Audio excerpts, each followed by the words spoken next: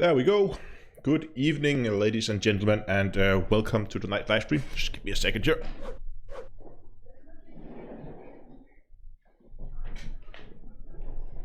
There we go. Just had to close the door. Thanks a lot to Viper Boy for the follow at Twitch. Okay. Is this big enough? I hope it is. I hope you can see this on stream. Anyway,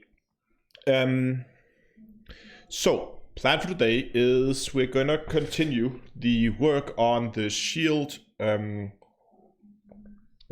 tool. And if you watch the Loadout, you will know that I've done quite a bit of work on it off camera.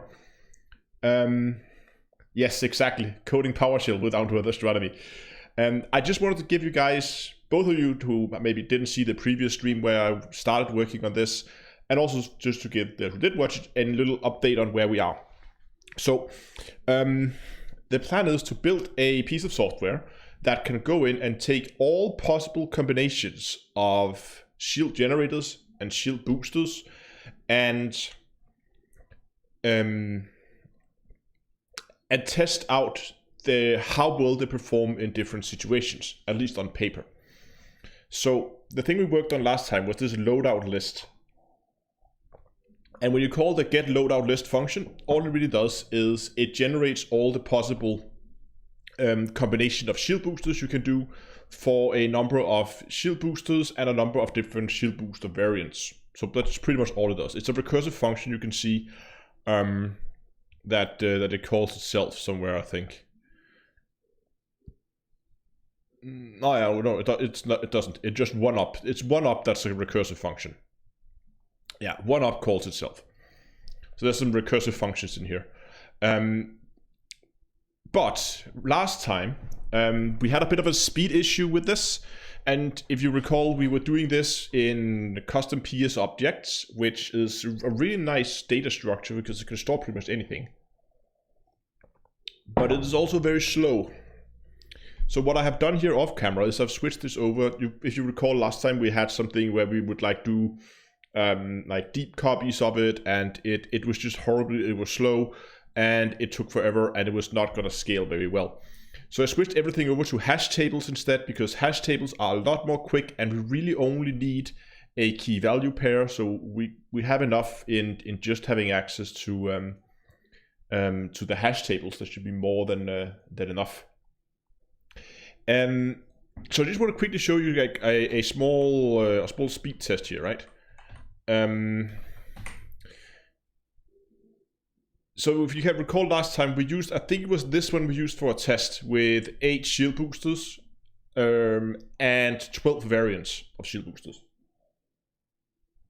And I thought I would just quickly try to run this again so we can see what kind of speeds we're getting now. And I'm just getting the current timestamp before and after I run this small function here.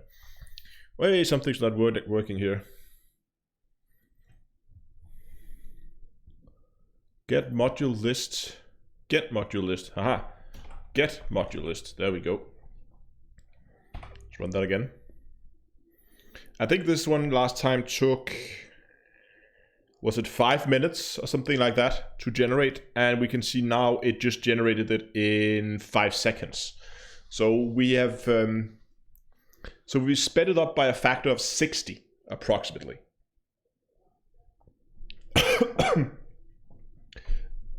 Sorry. Anyway, so it's a lot quicker now that we've gone over to hash tables. So, but these does not belong in here. Oh, sorry. You can also see down here. I hope it's big enough. What was the combination again? Was it Control Plus? No, that was everything.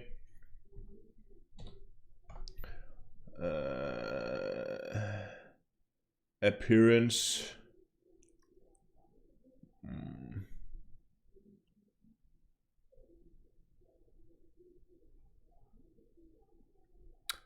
There was like make text. I hope the text is big enough. Otherwise, let me know.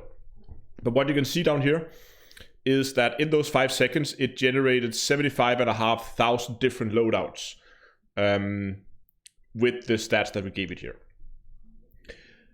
So it's a lot quicker now, which is nice. And speed is also going to be a thing, because one thing I've also done let's save that, is I've made a list of all the different shield booster variants that we're going to test for. So we can see here we have engineering with kinetic resistance, we have the experimental that can either be thermal block, force block, blast block, supercapacitor, and that's it. Then we have the same for thermal resistant, blast resistant, heavy duty, and resistant augmented, giving us a total of 20 different shield boosters that we can test with. Shield generators, again we have normal shields that can either have kinetic resistance, reinforced, thermal, and we are also going to go with, in terms of experimental module, we're going to test with fast charge, multi-weave, high cap, thermal block, and force block, which is the one that's available here. So we're going to test, and again we have this for normal shields, biweaves, and prismatic shields, and I've tested and written in all the stats manually here. So I have all those stats now. So these are all the shield boosters, shield generators we're going to test. These are all the shield boosters we're going to test. Then I've also gone ahead and I've written a small program here that's loadout stats. It basically takes a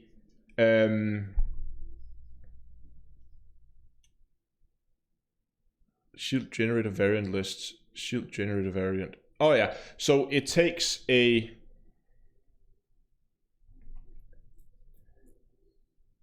yes, exactly, Donglor. It makes it a lot faster that this is pre-calculated because I don't need these, but the loadout stats here is this one takes a shield generator variant, so it takes a number that refers to the ID that I've given them here, and it also takes the shield booster loadout. I also take the shield booster loadout, and that is of course a list of combinations of shield boosters. So this will have a list of anywhere from 1 to 8 numbers in a list that refers to which shield boosters with these engineer modifications are on it. And all this one then does is it then calculates kinetic resistance, thermal resistance, and explosive resistance, as well as the shield strength. All of this is just being calculated here. And I did a video a while back where I explained all this math, and that was why I did that that reversion here, was to calculate all of this. Here you can see the 0.7 modifier, that's where the diminishing return begins to kick in, that kind of stuff.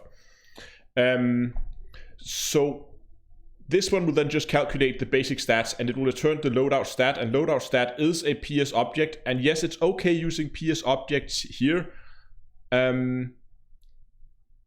because we are only creating one. It might be slightly faster doing it with hash tables, and we can do it with a hash table if we really want to.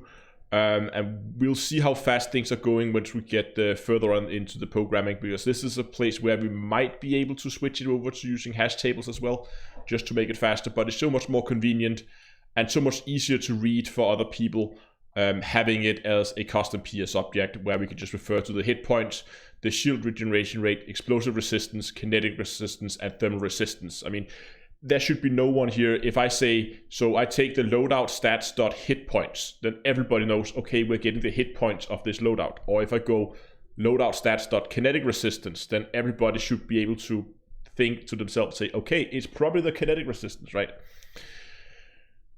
But I have done more. I've done a lot more. I've actually started on the base of the shield tester, like the main script itself. And what this does right now is it says how many shield boosters do we fit on the ship. Again, we can fit anywhere from 1 to 8. It selects the path down to where these two files with these two stats are located.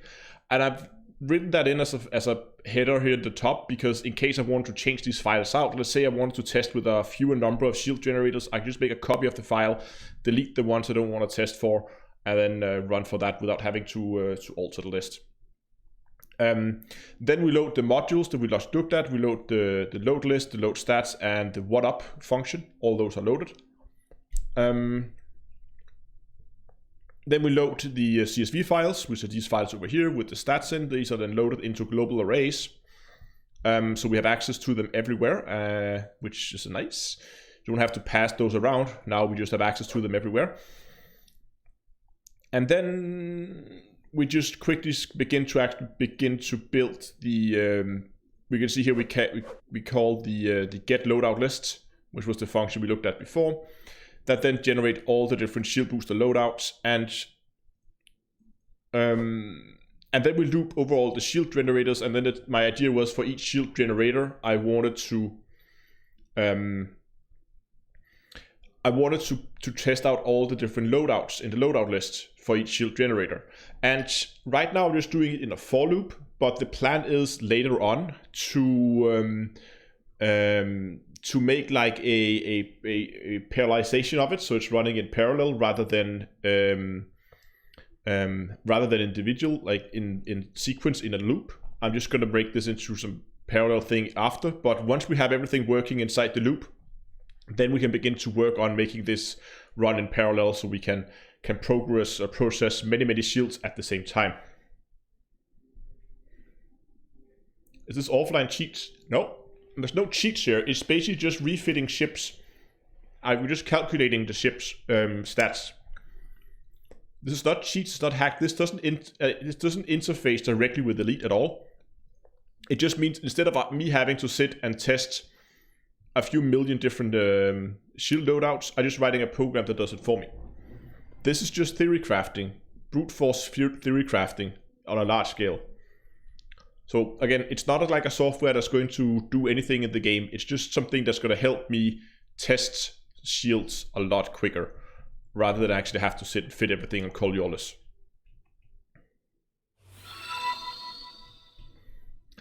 So, get something more to drink, and let's continue with this.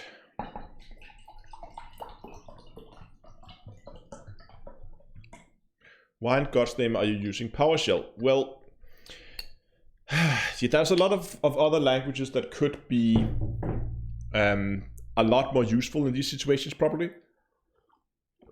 But I wanted it to be something that everybody, once I'm done, I'm planning to distribute this software to anybody who wants it. And since PowerShell comes as standard on all Windows machines now, it just makes it a lot more convenient for people who may not be that code savvy to sit down and play with it themselves. And to be honest, PowerShell is a really good gateway drug for people if they want to get into programming.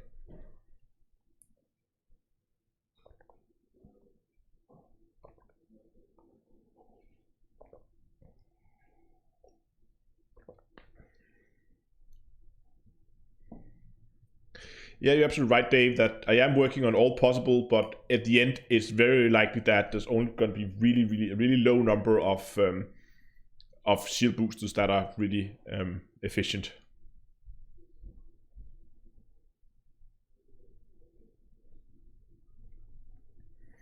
I don't think I'm not breaking any EULA here. All I'm doing is just taking some random numbers that just happen to line up with with some of the stats in game. Again, this is outside resources, but they're not interfering with Elite in any way.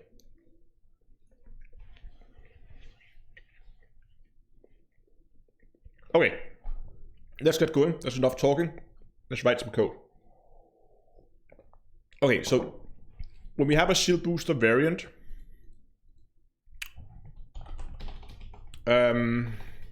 what do we need? We need to first get the stats. So we need to loop. No, we need to initialize.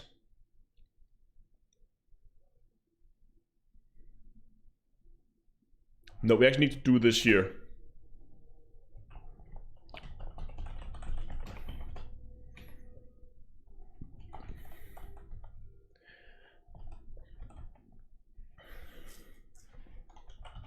So now we need to think about which test we want to do. The first step, I think, will be to figure out what do we want to test for. And let me just write some comments here for myself, so we know what we're working towards. I think I want to test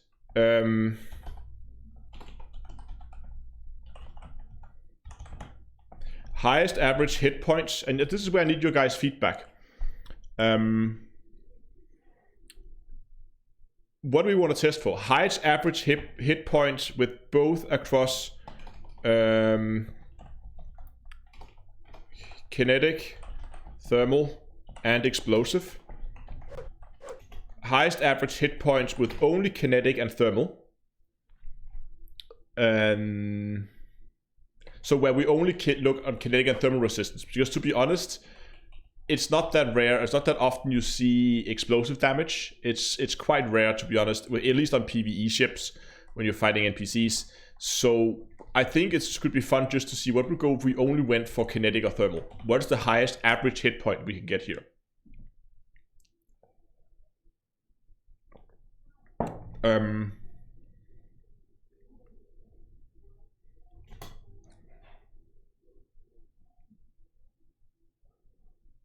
Highest above thermal and kinetic.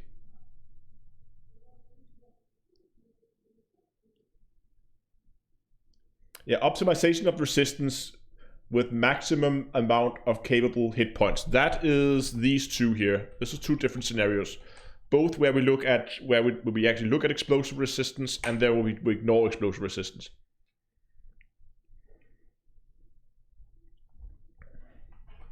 One other thing I was also considering looking into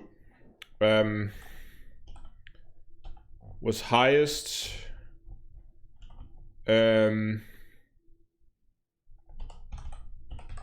effective hit points generated per second. And again, we're going to do this for kinetic and thermal. Then explosive. And do the same, but without explosive again.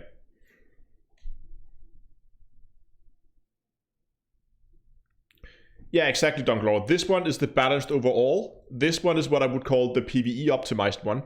This one is how many hit points can we generate per second, like have recharge per second, if we look at the average number of hit points generated against kinetic, thermal, and explosive, and again, only kinetic. So this is overall, and this is in PvE situations.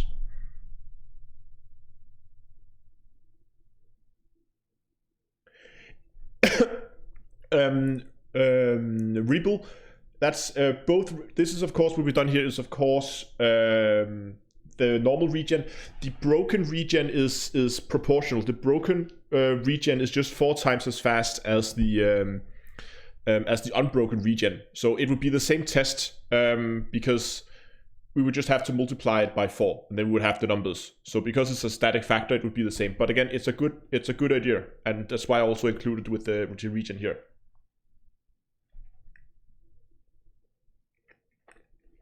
Spell check, bro. Highest. Thank you.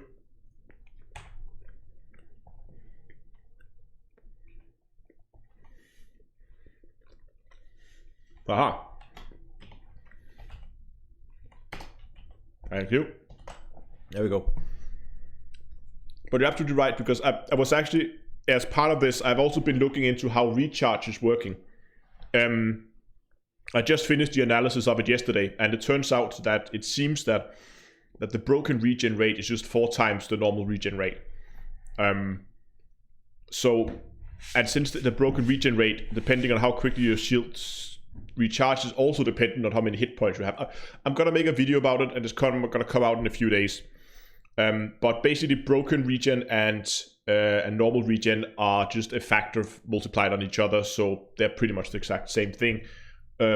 Just broken is a lot faster than the normal regen.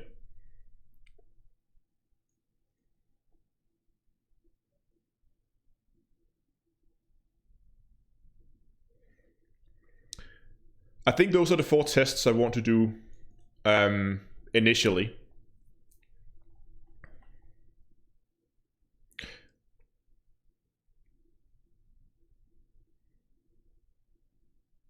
But pip related. So this, of course, that's a really good question. This is assuming that you have a power distributor that can feed more power into your shields than it needs doing a recharge. But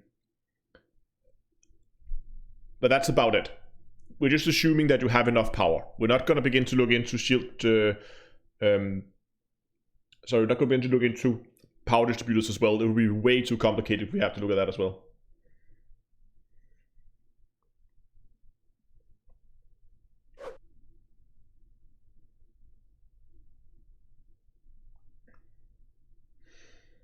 Also a good point, Dongalora, that the point of a shield tank is always to never let the shields go down, otherwise you will you should build a bi-weave hull tank. And this actually, after I began to look into recharge, is like a bi-weave hull tank might not be a bad idea.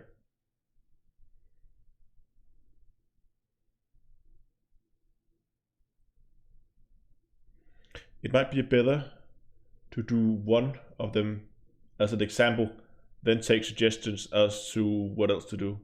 Yeah, that's but I want to just test, because I don't think the individual test doesn't take long. What takes long is everything else, is calculating all the resistances. Are there any statistics about weapon types usage of NPCs? No, but they seem to really rely a lot.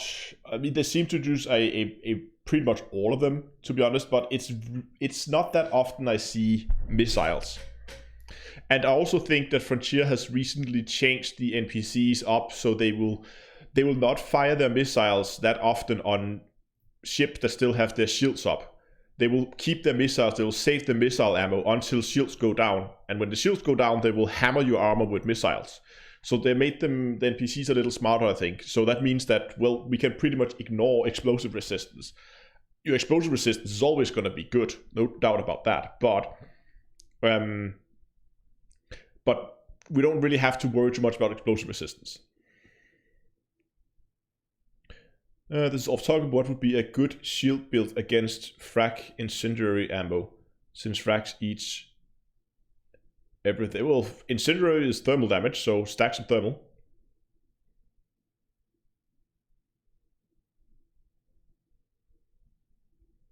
Yeah, Dave says they have the same feeling too, that they wait with the missiles until shields go down. Which makes sense. I mean, that is how they should. I mean, there's no point in you hammering missiles into a shield and they will do next to no damage. And then once the shields are down, you have no ammo left to fire on the hull.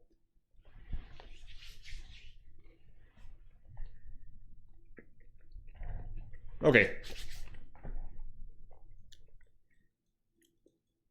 So we're just going to drop these. Actually, what I'm going to keep this comment block. Highest average, I'm going to write this out. Hit points.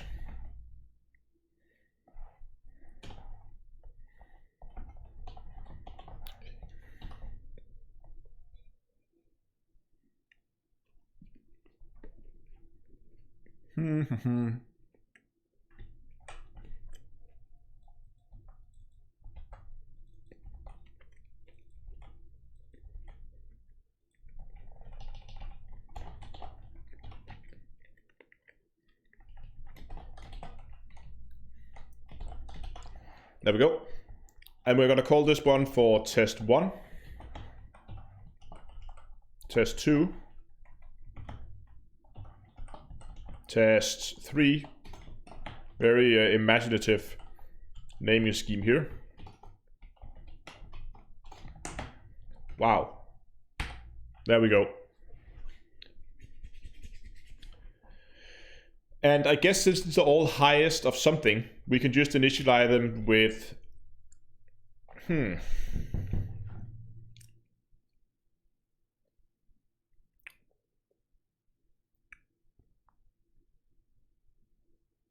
So what we will need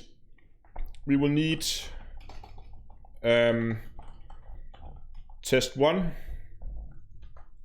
shield generator. We just set them to 0 to start with, just because we need to give them a value.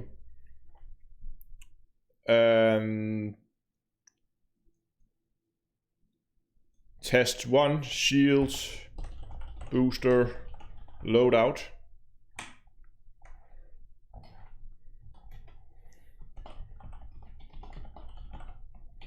Wow.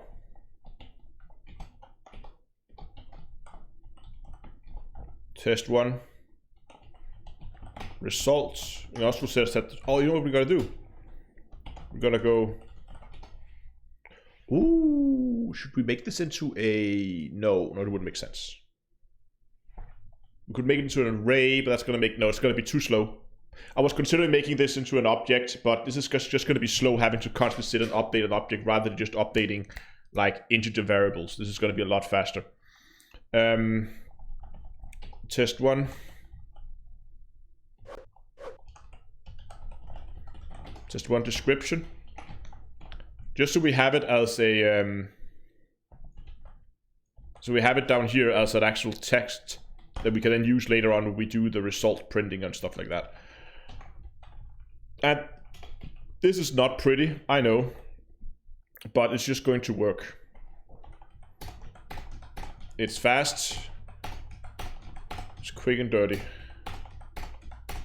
There we go.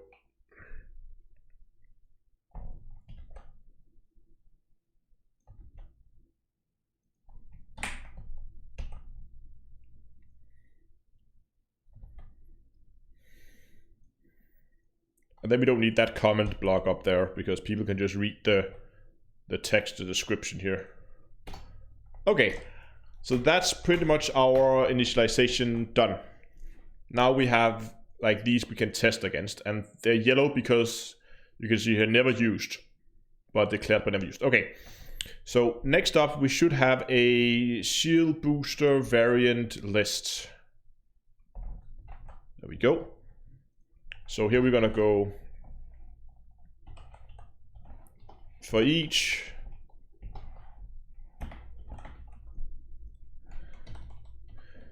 shield booster loadout in shield booster loadout list. We have nested for loops, but again remember the outer for loop is just temporary until we write that into a parallel piece of code. It's probably gonna be some like bucketed parallel. There's a really smart way you can parallelize this so that it doesn't depend. Yeah. So shield booster loadout. We're looping over all the different shield booster loadouts. Next thing we do is we calculate the stats of it. So we're just gonna go. Gonna write some comments here because somebody's gonna need this. I'm gonna publish it, so I'm gonna comment it. I'm gonna write like proper comments in this code before I publish it. Calculate the resistance, regenerate. Wow.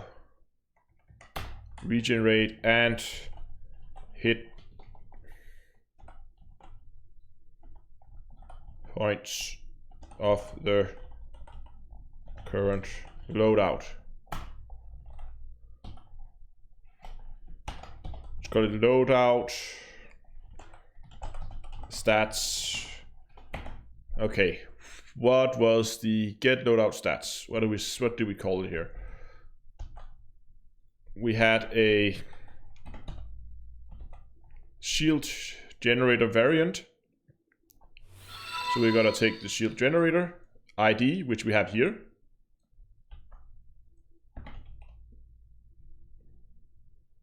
Dot ID. And we're gonna take the shield booster loadout.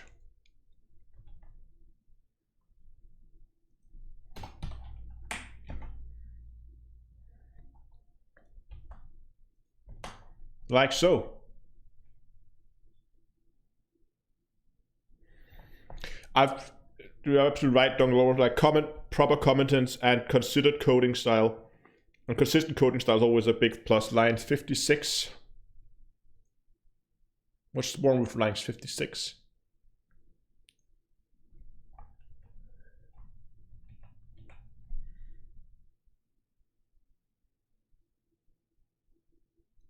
Maybe I should write this regen rate like that. I don't know.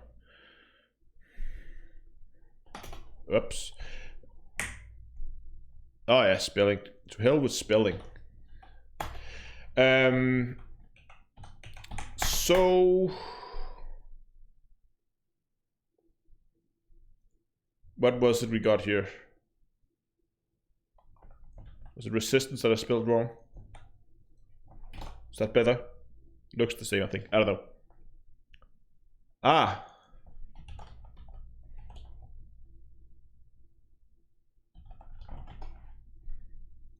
Better.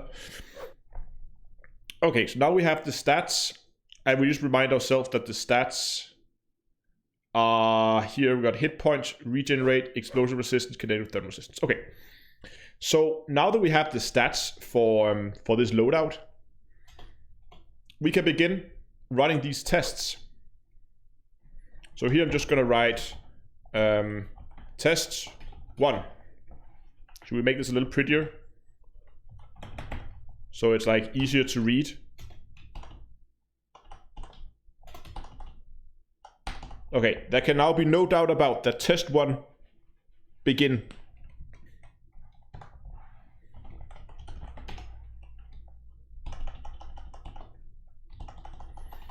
Nobody should be in doubt that test 1 is now beginning. So what we have to do here in test 1 is to test highest average hit points across all of them, right? 955.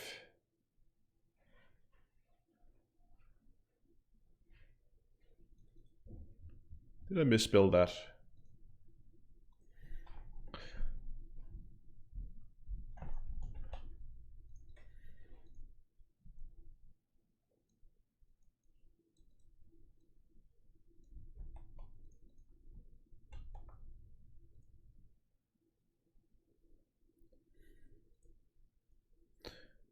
Okay, you know what? Copy. Haha.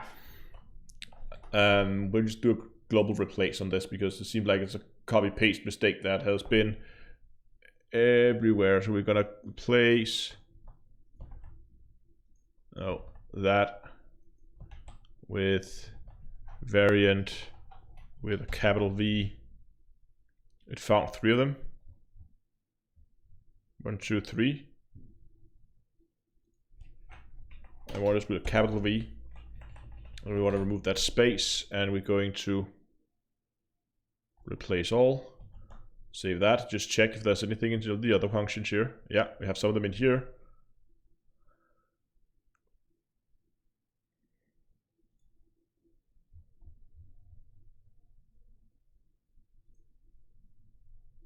Nothing there. Okay.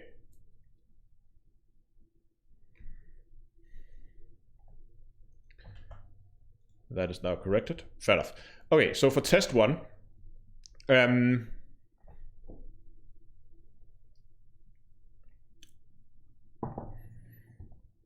we need to calculate the average hit points, right?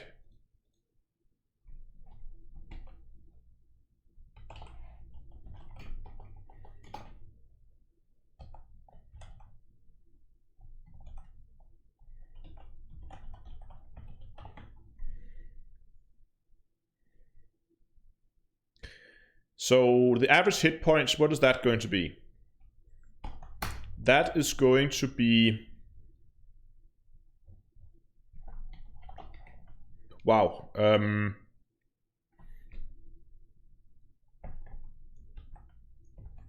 loadout stats dot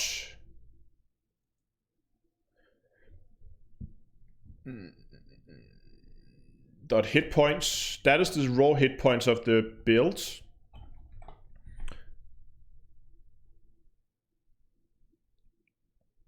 But what do we then do? Do we divide it with the resistance? How is that going to work? So if we have 50% resistance, we need to double it. So that would divide it by half. That would be right, yeah. What if we have 25% resistance? Then we need to go and multiply it by 1.25, which is the same as dividing it with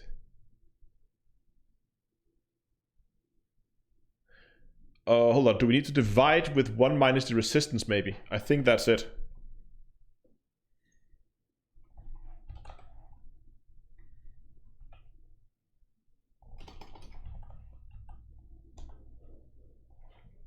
Oh, haha. There we go. So if we have 100 hit points and we have 25% resistance, what happens if we divide that with 1.25? No, that's of course not right. It's the other way around. Sorry, my bad. It was minus, of course. 1 minus the resistance. Divided by 0.75, like so. No, that's not right either. Hold on.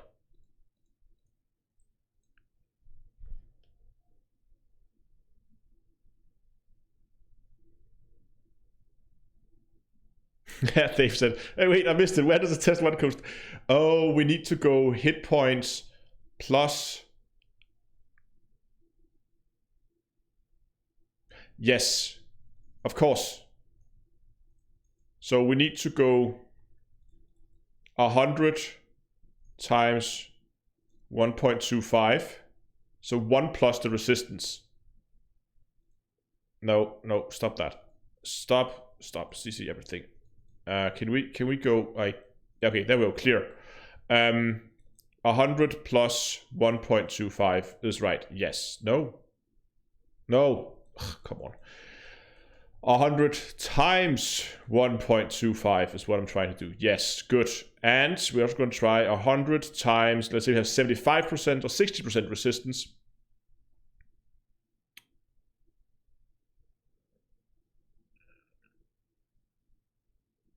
But is that right? Hold on, why is this so... Yeah, x plus times 1... No, it's not minus the resistance, it must be plus the resistance. Because the higher the resistance is, the more hit points we should have. No, but this doesn't work either. Look at this, Donglor, because if we had, let's say we had 100% resistance, right? If we had 100% resistance, we would end up with going 100 and then going times 2, right? And we got 200% resistance, which is obviously not right. It has to go towards infinity. And when does that go towards infinity? It does when we divide with it. So it is going to be...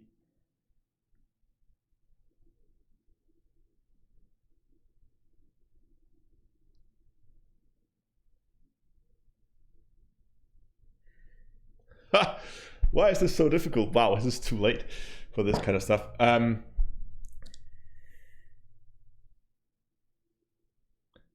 So if we go and say, what is the modifier coming in?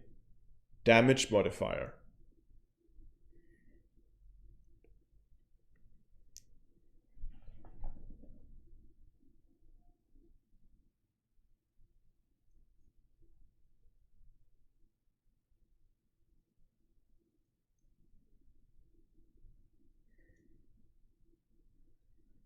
Yeah, but Donglor, it's not right, because look at this. If we have 50% resistance, right? If we have 50% resistance, that means we take away half the damage. That means we should get 200 hit points. So it's also wrong that it shouldn't get 150. We should get 200 hit points. Hip points. Did I write hip points somewhere? Yeah. Hit. Thank you. So it must be, in this case, it must be, so if it was 50%, we must end up with 100 divided by 0.5, right? That should give us 200, yes. So what if we go and say 100 divided by...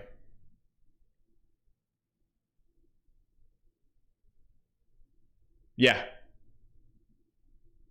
So it's 100 like hit points divided by 1 minus the resistance, right? Because 1 minus the resistance would mean if we had 0 resistance, it would be 1 minus 0. So it's 100 divided by 1, that's 100. If we have 25% resistance, it's 1 minus 25, so it is 0.25. That makes sense. Yes.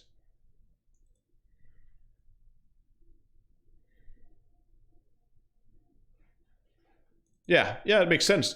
Because if you take a quarter of this, if you subtract a quarter, if you subtract 25% from this, you get back to where you were, right? You get back to 100. Yeah, so it is, okay, good. So the hit point, it is hit points divided by 1 minus...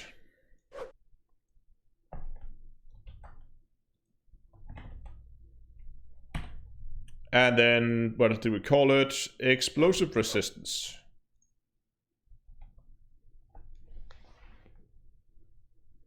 Yeah, exactly.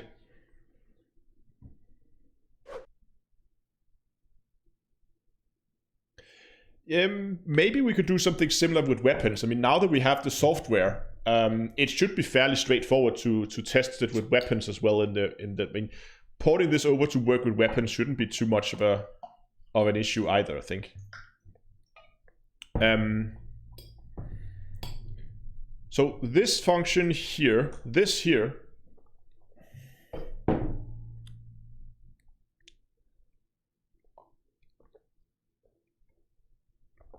this will calculate the average or the effective explosive resistance.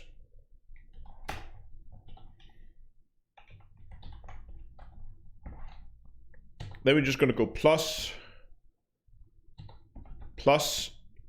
and we're going to do the same thing for, and just to make this a little bit easier to read, we're going to go backpling.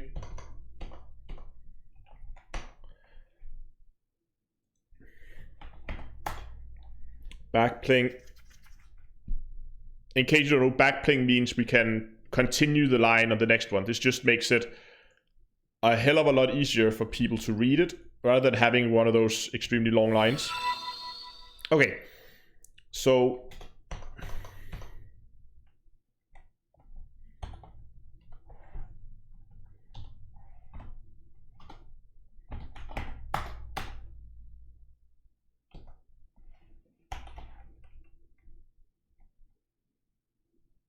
hold on, my parentheses are all wrong here. I do need that extra one there at the end. There we go.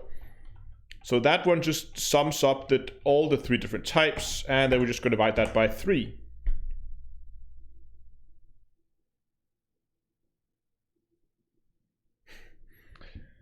Right, so now we can see we have the explosive, kinetic, and thermal resistance. We sum them all together, and we divide it by 3, aka we take the average effective hit points of in our current test, and then we're just going to say here, if average hit points is greater than test 1 result, then we're going to update our test, which we are quite simply going to do with this. Post that in there. Move that out there. So the generator is now shield generator. The loadout, we have the loadout here. And we are going to update the result with the new result. Boom. And test 1 is done. It will now just loop over everything, and it will keep calculating this, and then we will, at the end, we will have the best possible loadout stored in these variables. So now, we simply just take this. What is that thing doing there? There we go. And then we're going to calculate test 2. Where we're going to do the same thing, but we're going to disregard explosives. Whoops. Wow, what happened there? Whoop. Whoa, we did some... Okay, there we go, we're back. Disregard explosive resistance. And then we're just going to call these for test 2, 2, 2. Done deal.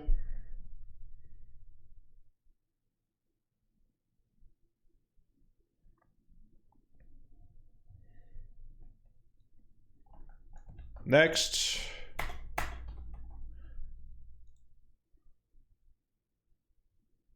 We got test number 3.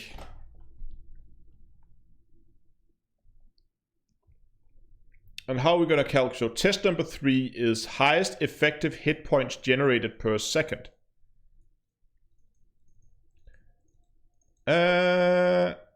This is also easy, because now, actually, you know what? We're just gonna just scrap this one here for a second. Boom. And we can take both of these in one big swoop.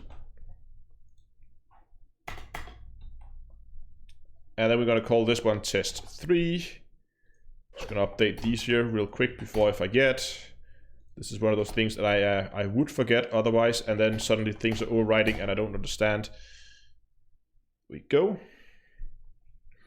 And then instead of using hit points in here, we're going to use the regen rate, of course. So that means here it just goes regen rate, regen rate, regen rate. Exact same thing, right? This is efficient hit point regen rate per second. Oh yeah, thank you. That here should divide by 2 and not 3. You're 100% right. So we have now all our tests coded in here.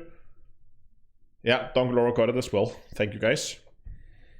That should be all our tests, to be honest.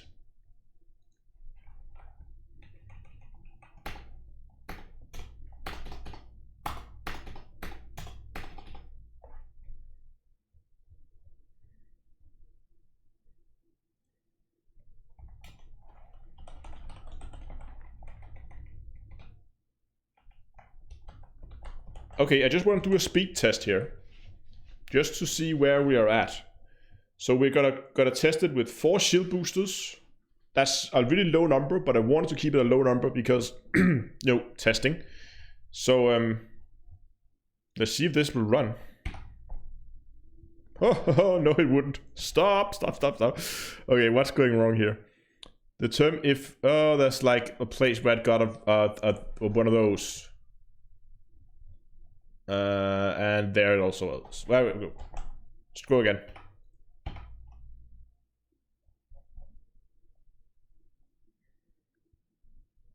Well, it's done.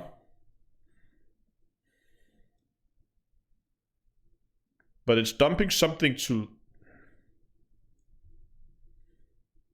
Oh yeah, I asked, that's right. I asked it to write... Oh, hold on. Shield generator... dot ID.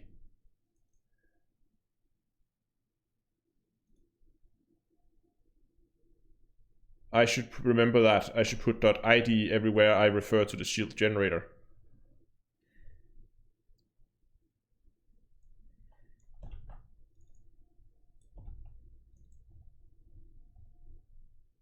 There. And oops. There. Okay, I just want to see, that was really, really quick. Boom. And it tested for 4 shield generators.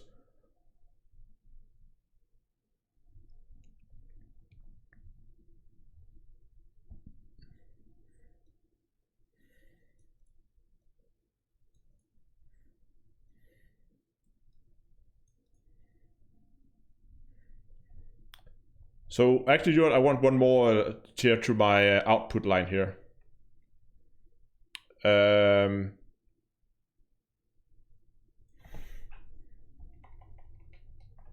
Shield booster loadouts generated.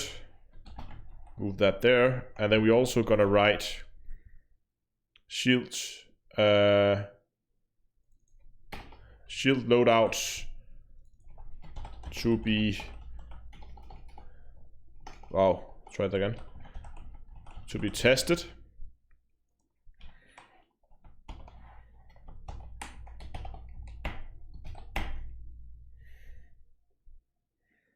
Global shield generator variant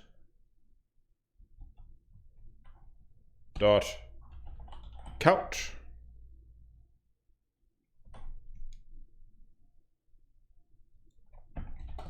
There we go. Oh yeah, I'll refer to the average hit points. Yeah, I should probably call it someone else. Let's call this one, you know what, we'll call these test 1 results as 1. So let's just call these test result instead.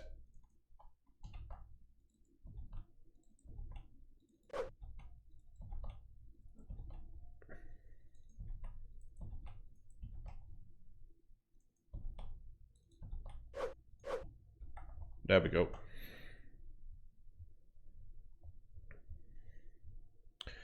Okay, let's try to run this again. Yeah. Does that make sense? 8,000. 8855. And how many boosters do we have, or generators? We have 45 generators, so we take that and multiply that with 45. We get... So in absolutely no time, it just tested 400,000 different shield builds. Should we do that again? Let's test almost 400,000 shield builds. Done. What? That's quick.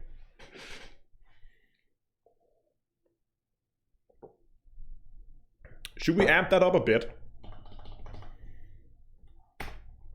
Let's go up to 5.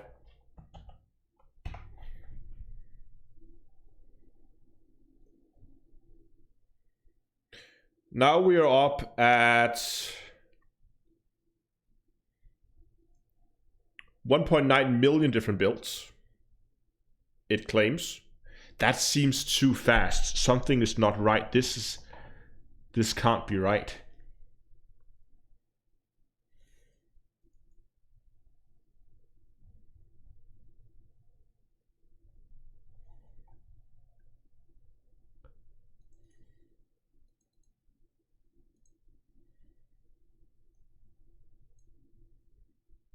It can't be right.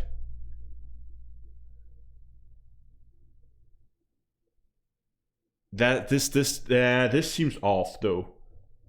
This is too quick. 2 million tests in basically no time.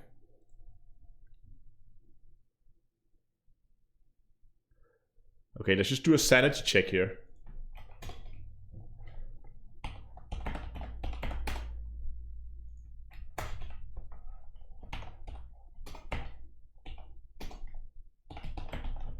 So I just make a small variable here, and every time we're in this loop here, I'm just gonna add 1 to it. And when we're done with, hold up, something is not right here. Which one is this one connected to? Oh, that is right. Never mind. Once we're done with that loop, we're just gonna write host. Okay. Because something here is not right. That was way too quick for that 2 million run. Aha, 45. Something is, so it doesn't loop. This loop doesn't work.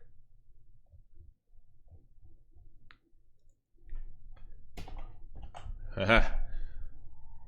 That makes more sense. That was way too quick.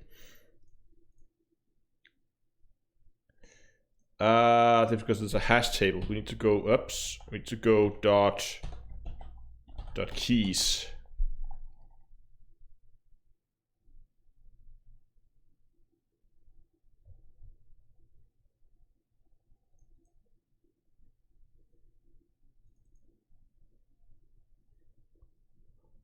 Yeah.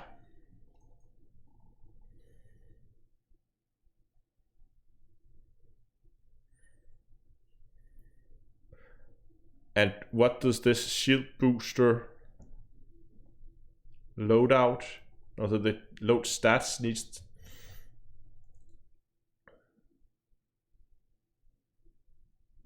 This needs to take the list. So this one needs.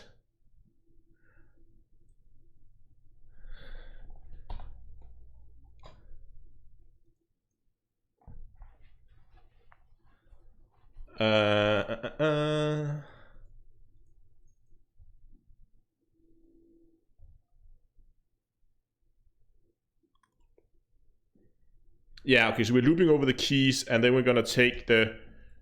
Here we're gonna pass the shield loadout list, and then we're gonna pass the key into it, like so. Because problem is, this wasn't looping.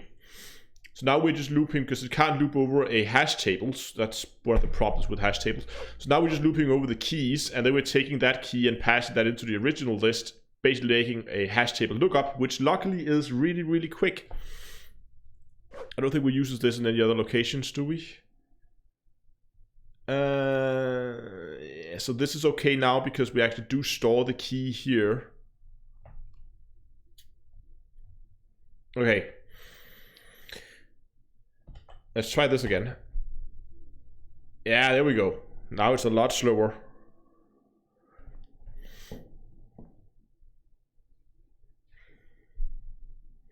Memory should be okay because we're not really generating like a lot of memory here.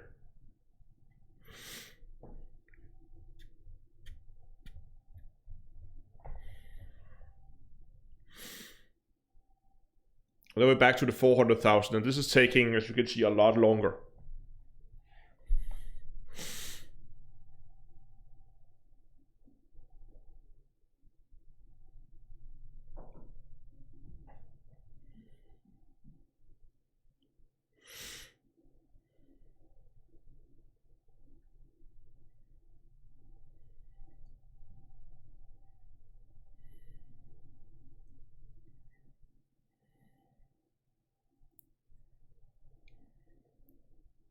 Okay, there are 45 shield boosters. I don't want to sit here and wait for all of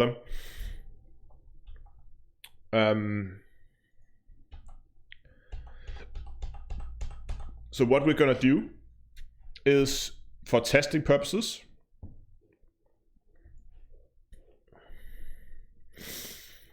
we're gonna make way fewer shield boosters because that's gonna speed up the program a lot.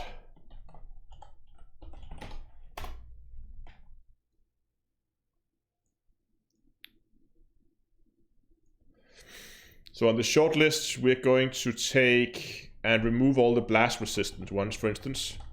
That's all the explosive resistance ones, basically. So we're just going to remove those, and also the ones that get additional blast resistance. So that one, that one, that one. Did I forget something? Oh, I didn't update the IDs, of course.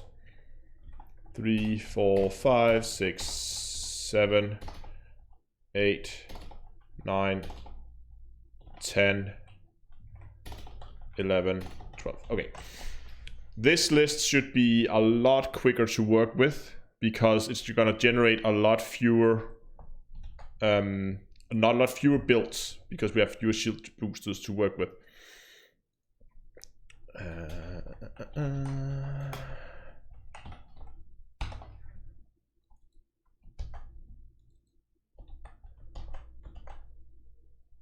Let's try that. 4 shield boosters, 12 variants. Yeah, you see down we're down to 61,000. This is more manageable, right? This is doable. Okay. Let's terminate that again. So what I want to do next is, hold on, we're just going to do a very, very small test because I just want to actually verify that it does the right number of tests. So this one should be testing 16,380 builds.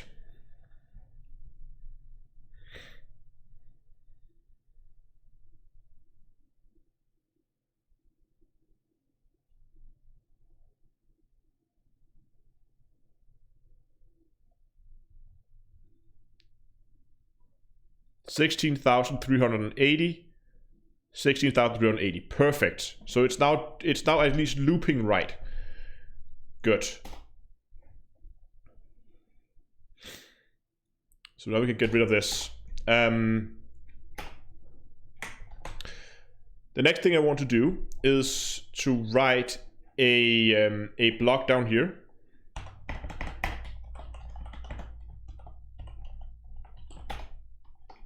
Result.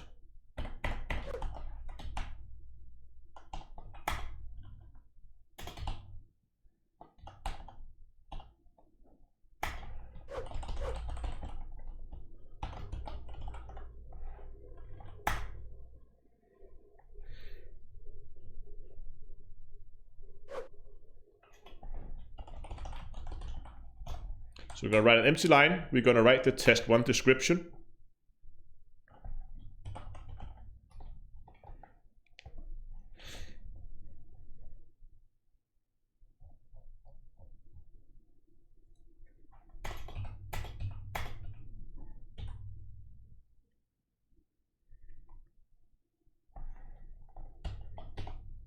So,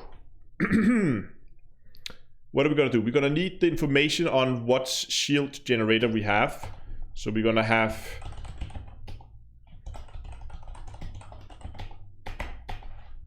or could we just no, you know what, we can do that in a one-liner. It's too much writing that out in individual variables. We're just going to make like a formatted line. Steve Goff, thanks a lot for the $10 super chat saying, click the like button below. Indeed. Thank you guys. Thanks for the donation. Okay, so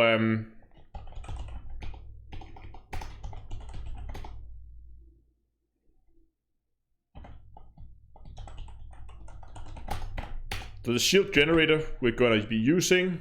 I should put some like, stop that. Would you stop that for a second now?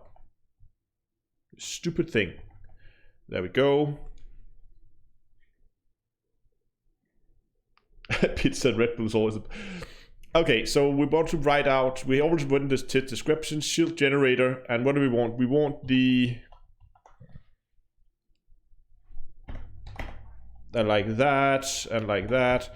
I'm making a formatted text string now. I'm going to format that, and then we're going to take the what do we call that? Shield generator, global shield generator variant list.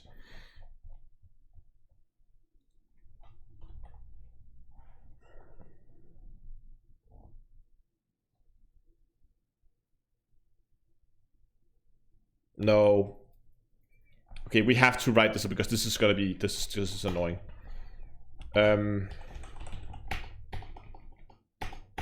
Oh, that's so annoying though.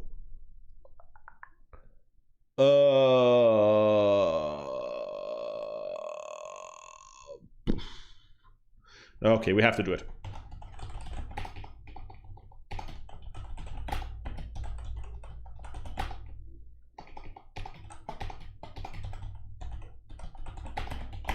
Shield generator should be the global shield variant list where object self-reference.id test1 generator shield generator. Oh, and then we need to put, well, before we copy all this, just actually finish it. So that gives us the right line, and then we need to evaluate that, and then go dot what dot type.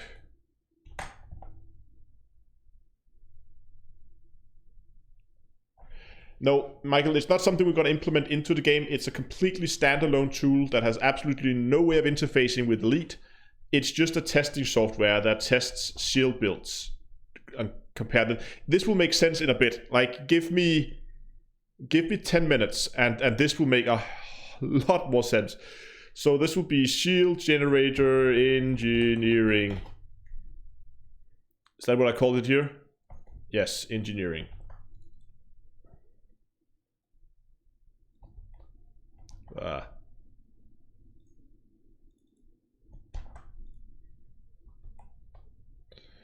Dot engineering and experimental dot experimental, and then we're just going to use these down here.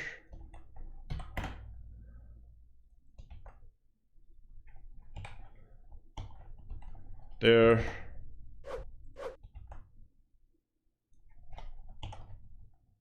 There. Okay, so that should give us that written out.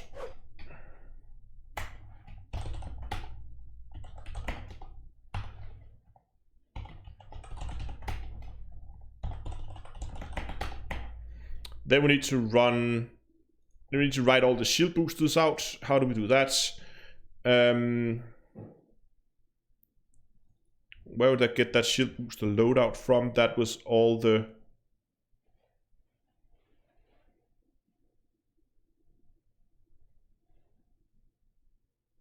This is the key for it.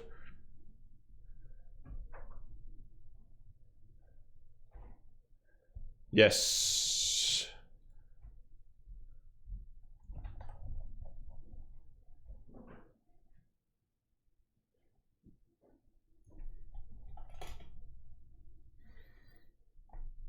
We need the shield booster loadout list. So we have all the shield booster loadouts, and then we're gonna look up the shield booster loadout here.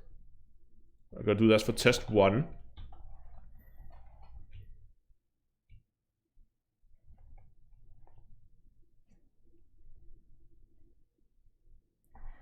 And we're gonna call this shield booster loadout.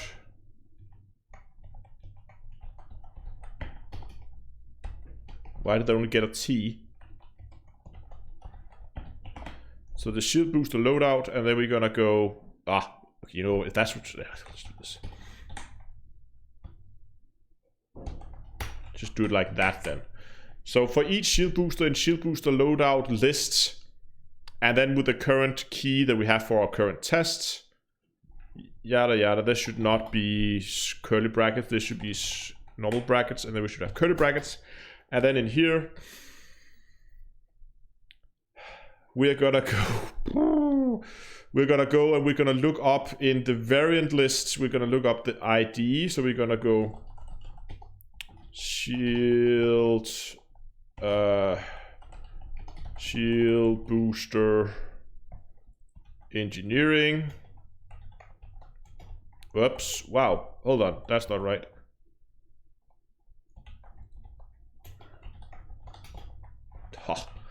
My copy paste skills is weak today. And we're gonna go for the experimental.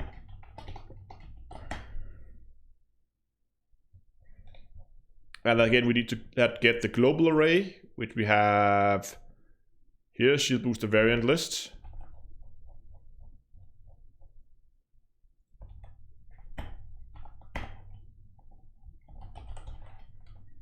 Where object.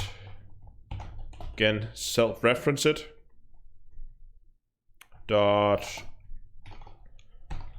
Did I call that ID as well? Sorry, I'm not reading chat at the moment. I will go back to that in a second.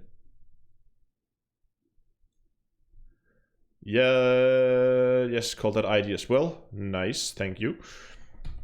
That is equal to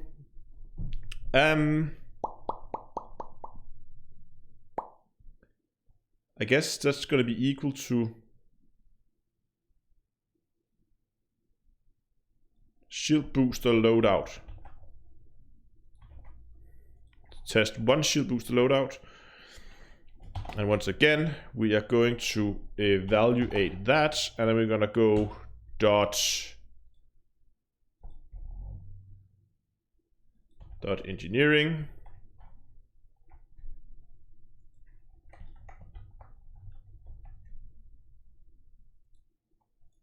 And dot experimental again. And then finally we're just gonna go write host, and then we're gonna write that final message out on the shield boosters.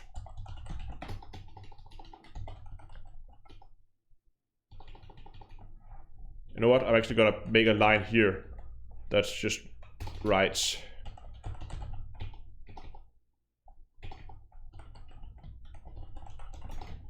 shield boosters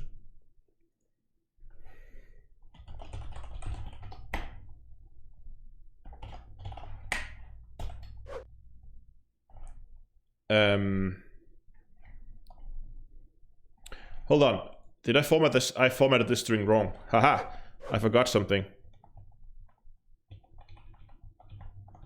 I just realized. There we go. Because I just need that.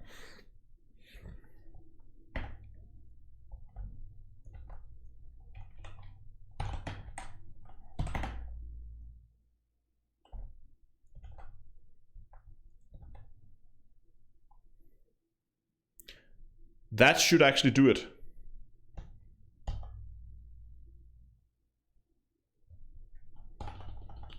We're on the short list. We're running three boosters. Let's try to run this and see what happens.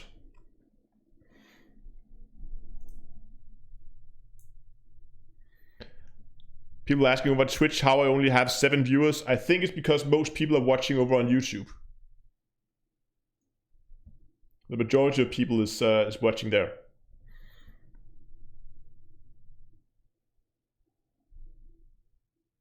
Okay. Prismatic reinforced high caps. I clearly messed up the shield boosters, as you can see.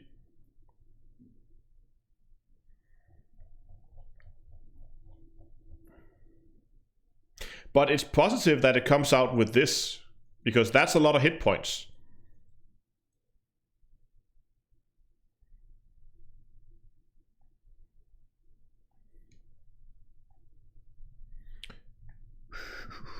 Why did this work? Shield booster variant where object ID is...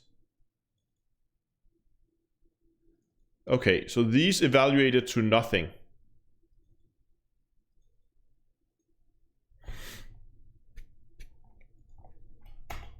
Okay, we need more then.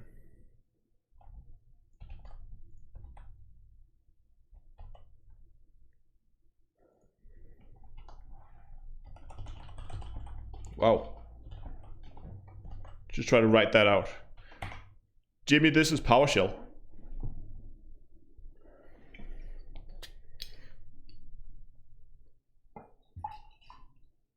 We should speed this up even further. Just go down to 2 so we don't have to sit and wait. Gonna do that after this one. I thought you could integrate. Yeah, you can, but I don't know. I've had so many issues with the chat lately that... What? Shield booster loadout. Ah, yes, I shouldn't.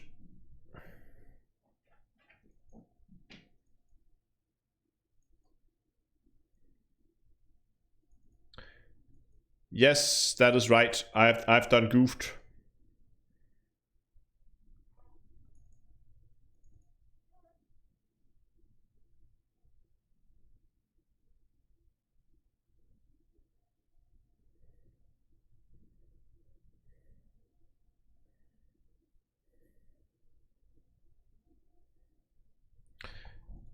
So the problem was I was still referring to the shield booster. I'm looking up with the test one loadout, but that's the ID for the loadout list. That's not what I want. I need to use up with the shield booster ID. So just need to change that up like so. And then just for speed, for doing quick testing here, we're just going to move that down to just 2 shield boosters fitted. Now we can run this a lot quicker. Boom.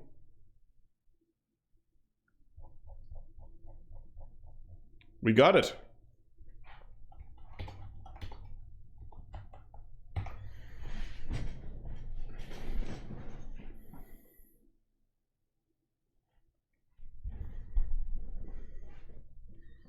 So it claims that if you're running, this is interesting actually, if you're running, if you just want the highest, average hit points, you should fit, and you only have 2 shield boosters, you should fit prismatic reinforced high cap, pure hit points, and then go. And for shield boosters, you should have a heavy-duty supercapacitor and a heavy-duty force block. Why the force block? It's kind of odd. I would have thought it would be better to fit a thermal.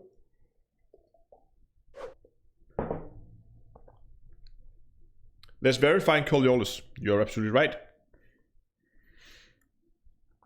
So I'm just going to quickly get Coriolis.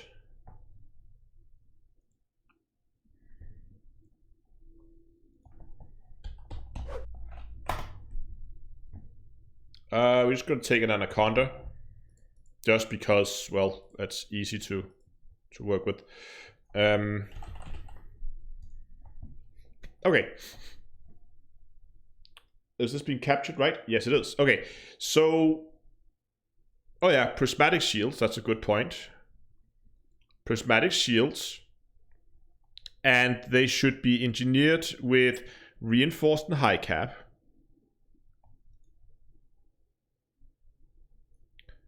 So we're gonna put reinforced high cap on it. Boom. Right? Yes. And then we're gonna fit 2 shield boosters, and I have calculated with them being 0A, all of them.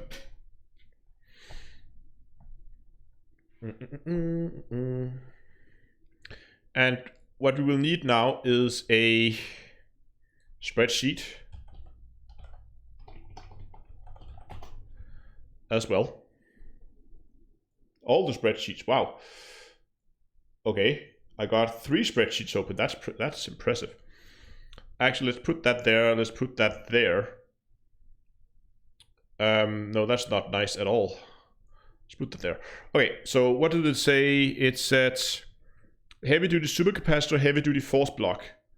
So we're just going to do what it said here. It says heavy-duty supercapacitor and heavy-duty force block, of all things. Oh well, okay. So we're just going to take these results here, and we're going to go explosive, kinetic, thermal.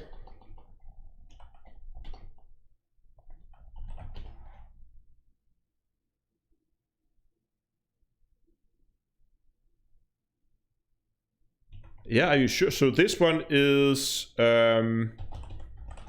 program pro. Wow. Gram. Okay, let's see what we got here. We got 1517. Wow. I can't. 5718 4863 2383. You guys, I'm just going to zoom in here so it's a little easier for you to read. And then this one out here is just going to go, and it's going to go like sum that divided by 3. Okay. So now my question is,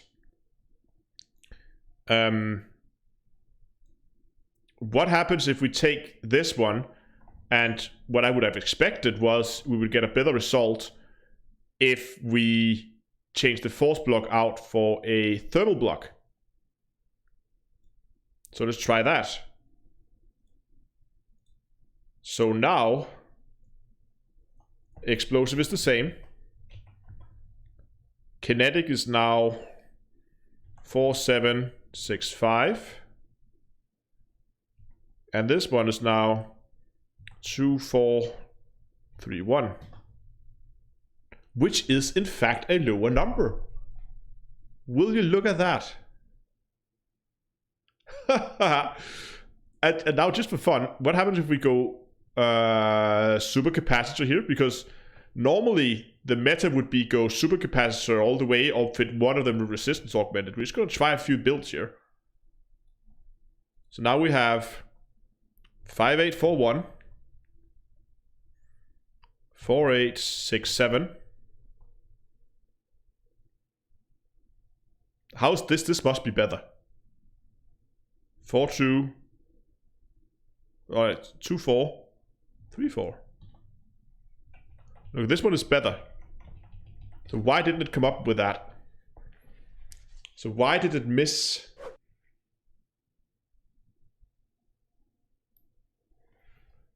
Why did it miss this loadout?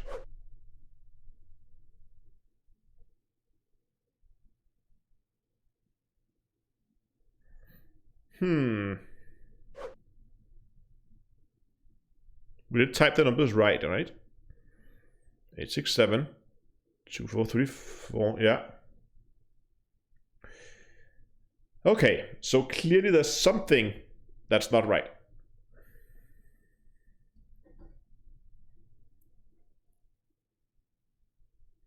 No, I don't need to.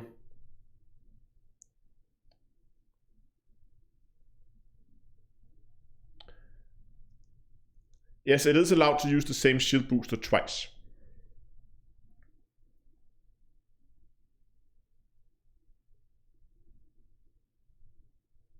Okay. I'm thinking we're gonna put a full trace into this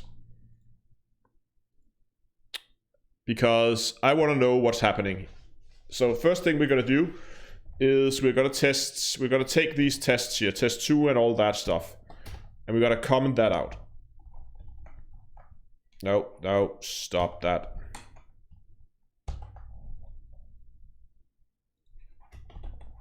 There we go. So now that's gone. So now we're just doing test 1.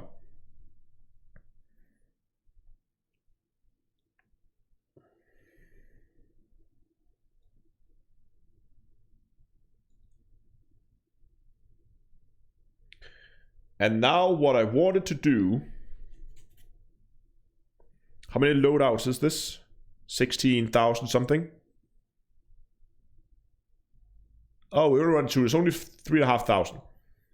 That's okay.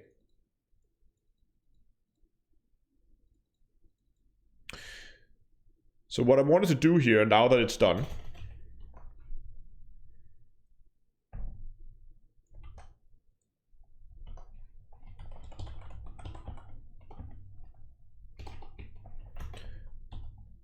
is just going to write some debug code. We're just going to make a line here so we can see that shield generator dot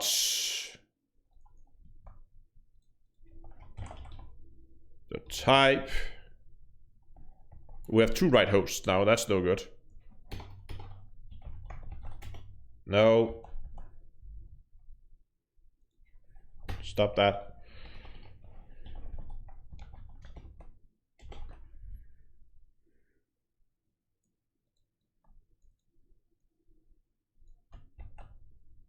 That's engineering.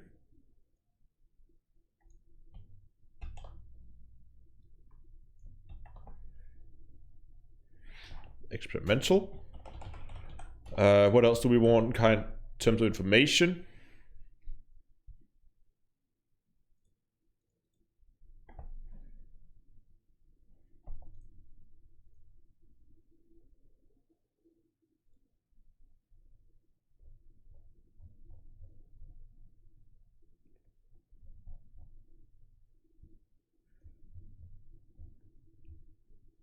I'm thinking here, could we do, hold on, we could do a quick test actually.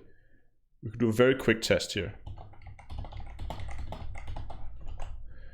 And that was just to go down here. And then right after we write the description, we're gonna go write host test 1 result. Just gonna quickly write the result out to the list as well, just to see what it actually got. So what we hope it got was 4,320. Test 2 result. Test 1 result. There we go. We hope to get that number out. 4,321 point. Yeah. So there's a bit of rounding errors, but that's close enough.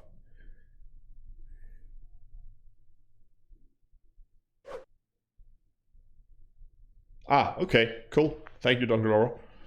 Okay, so that seems like it's calculating that okay. I mean, this is just because we have higher precision than what, I mean, we have like decimal places on it, so that's why we get a slightly different result. But that's good enough. I can live with that. That's within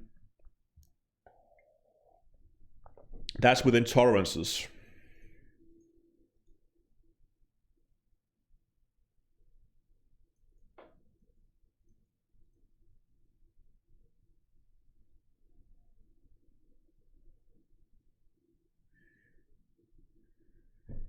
Actually, we're gonna move this up here.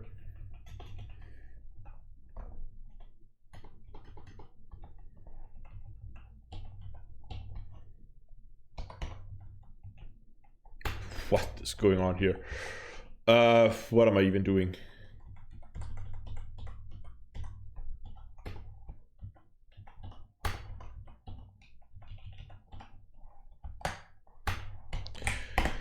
Okay, so that is that.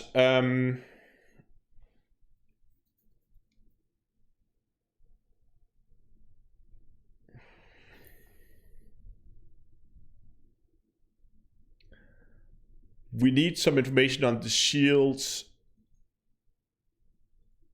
The shield boosters. Shield booster loadout is the key for that. So we're just gonna take this and post that.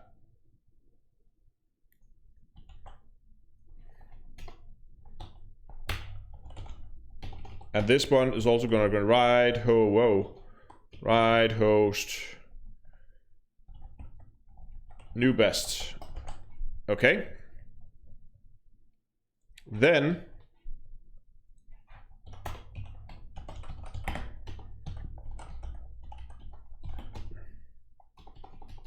was that right? Start transcript.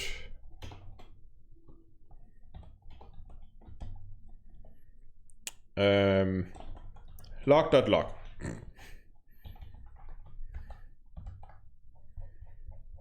And then all the way down here, we're gonna go stop transcript. This is gonna take some time now, because now we're transcribing this.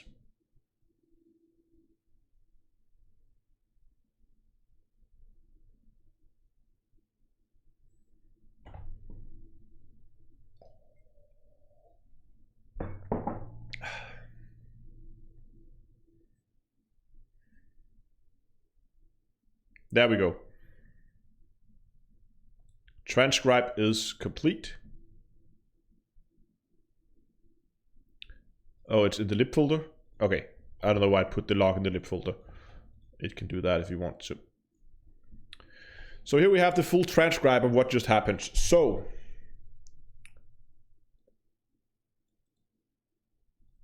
one 11:11.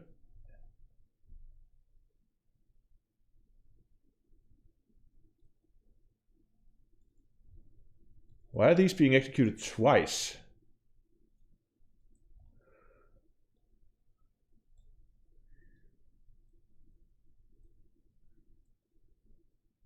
What? Why are these in here twice?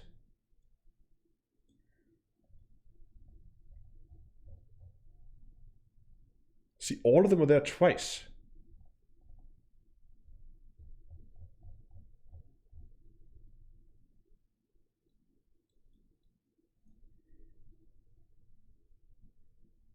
(11:11) is unlucky. 11:11 is just because they have its ID. Oh, this is dumb. Because it's ID number 11. This means it is resistance augmented supercapacitors.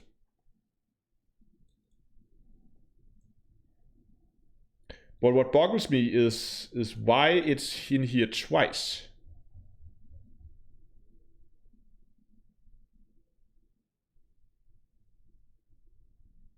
It shouldn't be.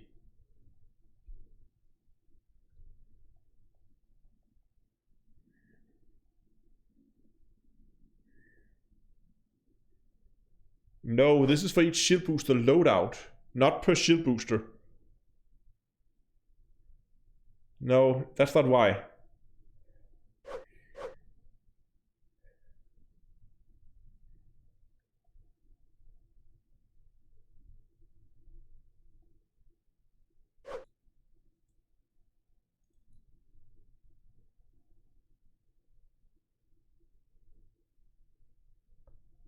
Huh. What is going on? So, is my loadout list wrong?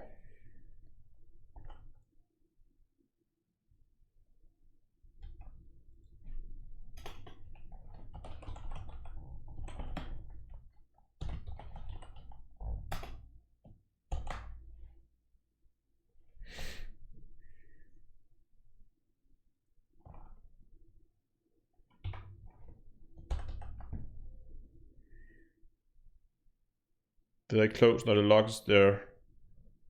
Now the log is gone.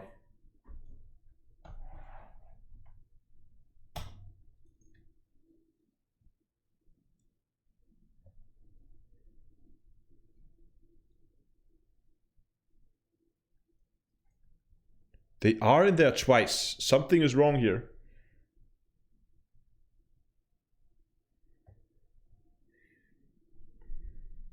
Can you see that? I just wrote out the list.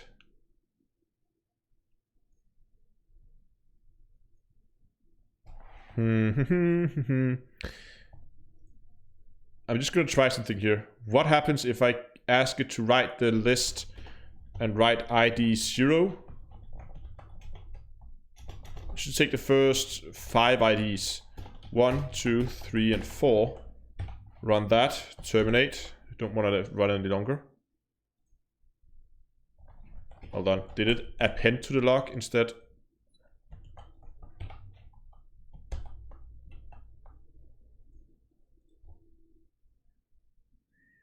Yeah.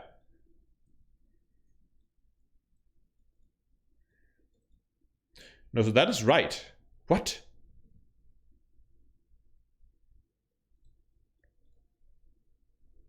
What?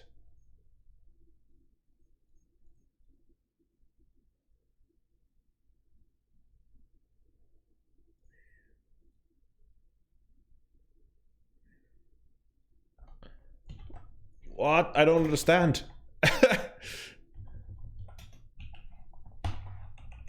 And the only solution is to add more debug code.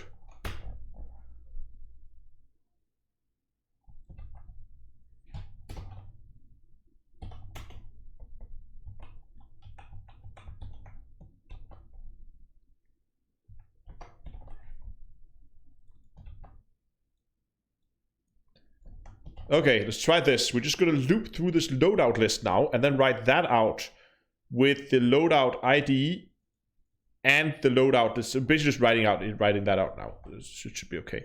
And we're just going to go. I can't even write host. And then something that clearly indicates where it separates. Boom. Terminate that. I keep forgetting that it should append to the log. It does that. It appends to the log now. That's annoying. It's not used to do that. Okay, so the program stated that there would be a lot of different loadouts. It claims. Oh, you can see it in the log. See. Yeah, so it had 78 loadouts. So it's taking the loadout in reverse order. Let's take all these loadouts and verify that they actually are as they should be. 1, 1. Oh, sorry. 1, 0. Why 1, 0? What happened to 0, 0?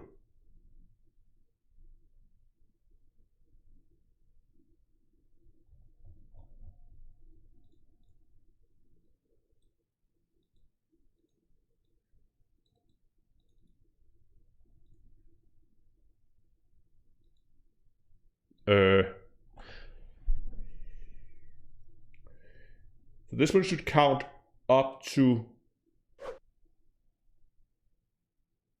11. Yes. That counts to 11, which is right. Which is not right.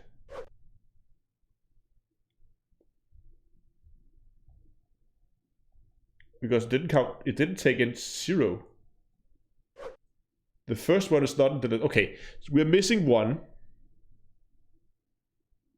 No, it's taking it in reverse order. It's okay, we just have to read the list backwards, so that's okay.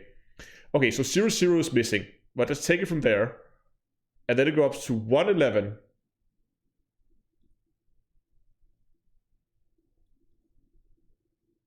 Okay, we have 1, 11.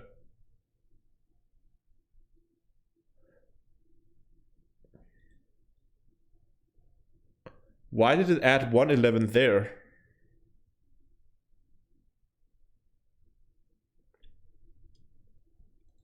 IDs are... Oh, yeah, IDs are starting at 1.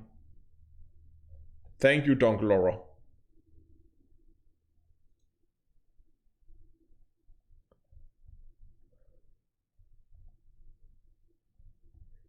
Yes.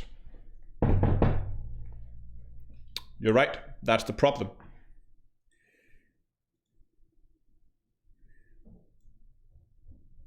So this one is referring to IDs. So there shouldn't be a 0.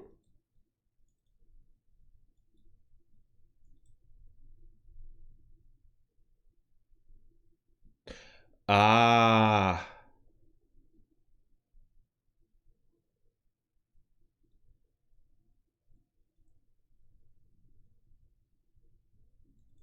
Okay, something is clearly wrong. That's for sure. What we're gonna do is we're just gonna add a return here to stop the.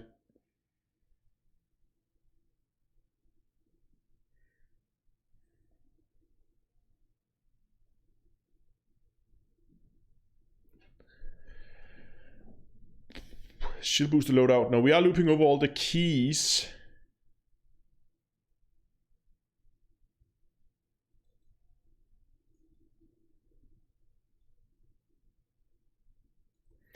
Yes.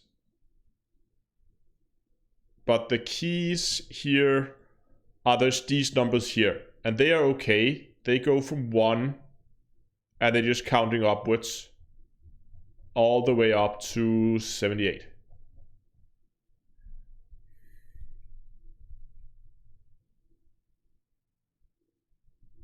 I forgot the outer loop. Oh, yeah, I know I forgot this loop here. That's okay. Oops. Oh, okay, just compressed it.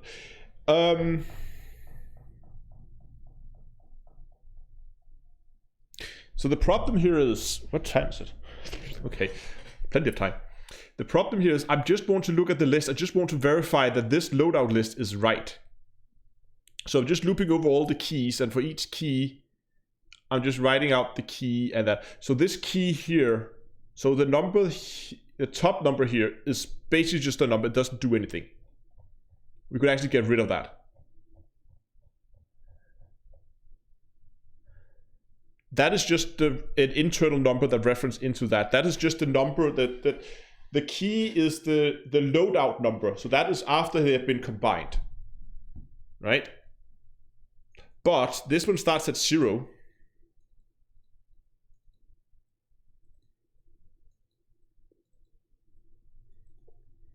So how does this generate loadout list work?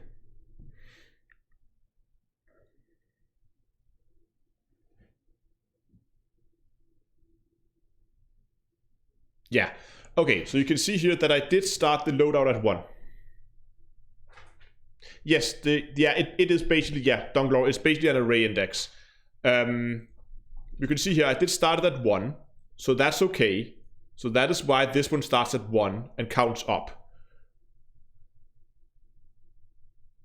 No, it's okay. I started it manually. So that's right. It starts here at 1 at ID at key number 1. That's right.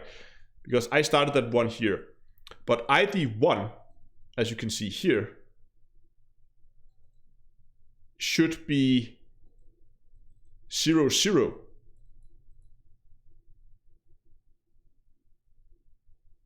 Right? See that?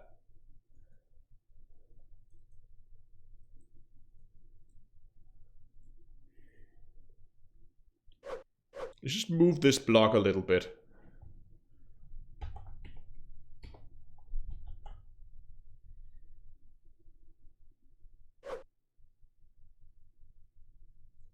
There we have the generate loadout list. We're going to put it here.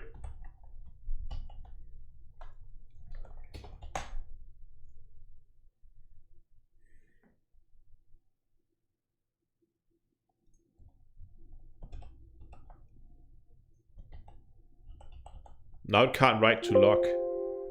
Don't save. What are you doing?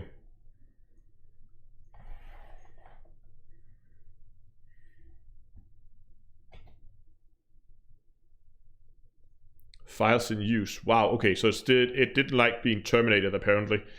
Hold on. There we go. It still had a write log on it. Okay, we're back. What do we do? Okay, we're going to test the fact that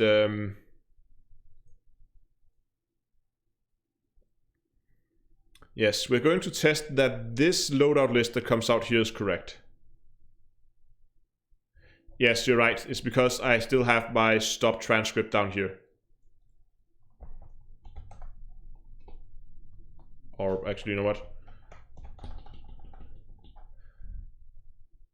It's because I did the return there, and I also, so I'm just gonna put that in there. So now I should be able to write, and it's gonna end the transcript log. Yes, good.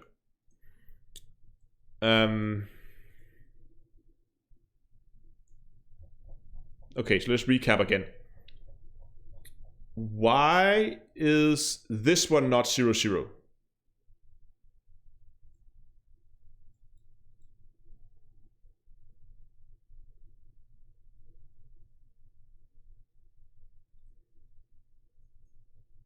And why does this one says 11, 1? Because we also have 11, 1 there. So there's a problem with resetting. Can you see that? When we flip over the second digit, there's a problem there. And there's a problem in the beginning. With something being added as well, where it shouldn't. Actually, we could just as well just look at it down here now, rather than look in the log. That's okay. So we have to look at this list thing. I thought I would run that through already. Okay.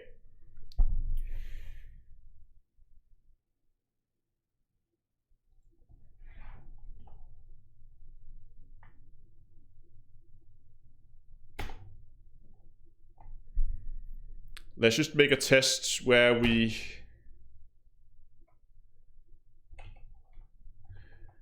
do that, and then basically we're just going to steal this code from here.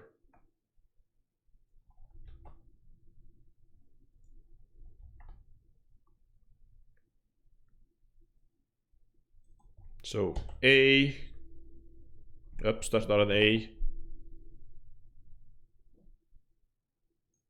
Yeah, that's before the return. That should be okay. Call this one for B.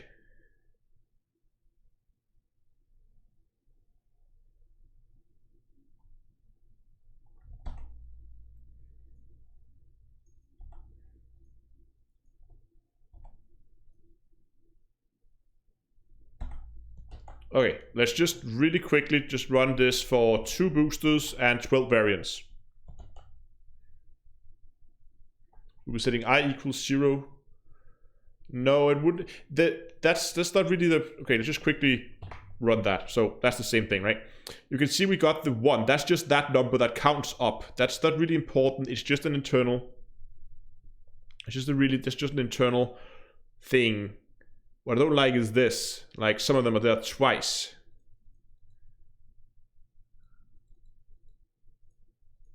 So every time it flips, oh, that's why they're here twice. You see, every time it ups the second one, it writes it twice. So we get it here. It now has to up it the second time, so it writes it again. And now it thinks it has to up it again, so right. Okay. So there's an additional write somewhere that's not right. Sorry, that was way too fun in my head. Okay. So we're just starting with a key of 1, and then it adds that.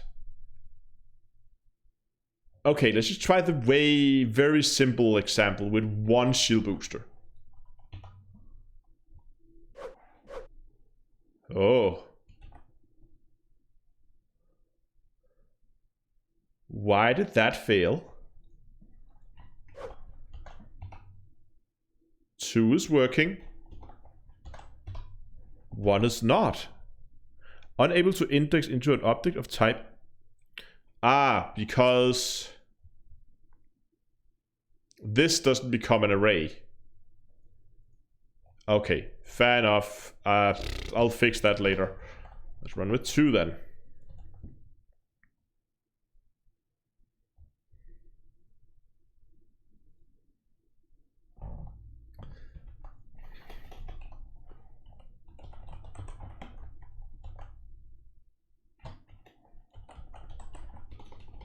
So we're just going to ask it to write out what is written here at this ID. and then stop. It's written 0, 0.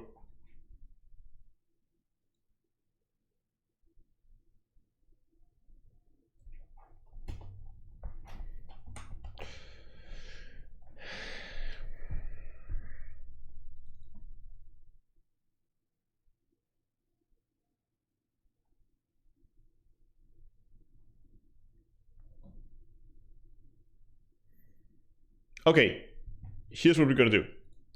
Before it adds anything to a list,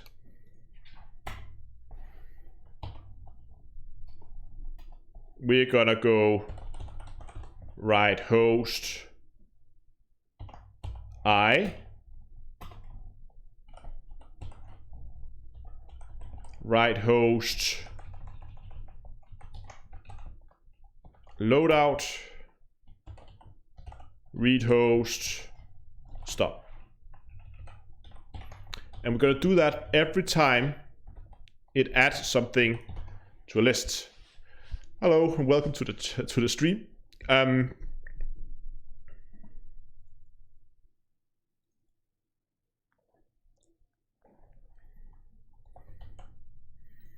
Okay, let's try to do this. So 1, 0, yes, yes. They should keep going up all the way to 11, and now it should flip over to 1, 1.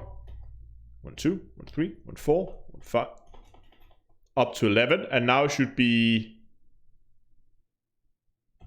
2, 2. Yes. And now it should be 3, 3.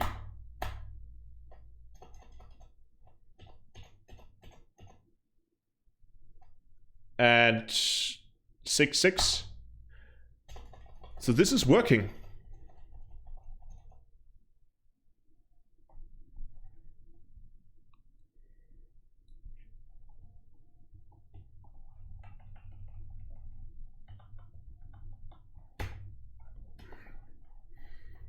This really puzzles me. What is going on?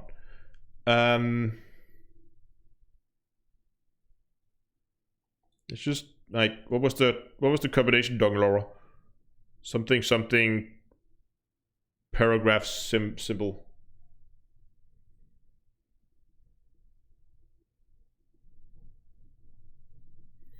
Why is this so dumb? Okay, at the end of each while, I will, for each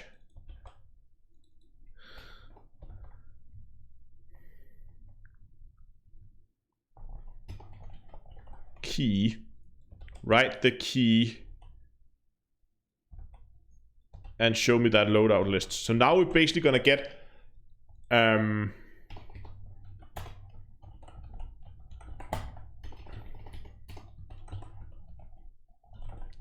okay.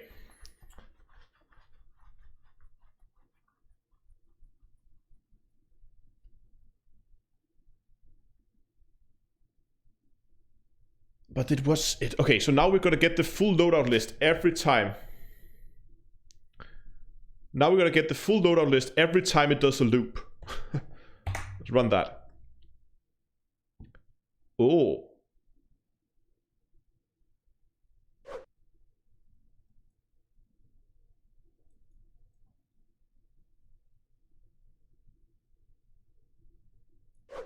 Huh. What?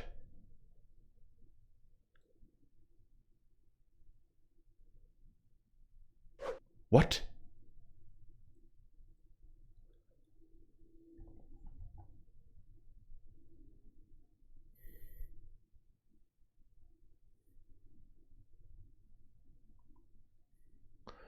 What?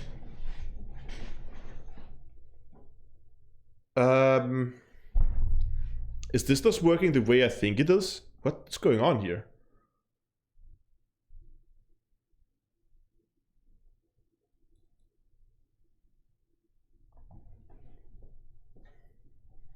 Hold on, I'm just gonna try to see if it is actually a zero index problem. No. No, you see?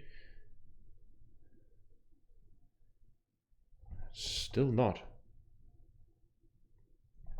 Continue with 1 there, that's okay.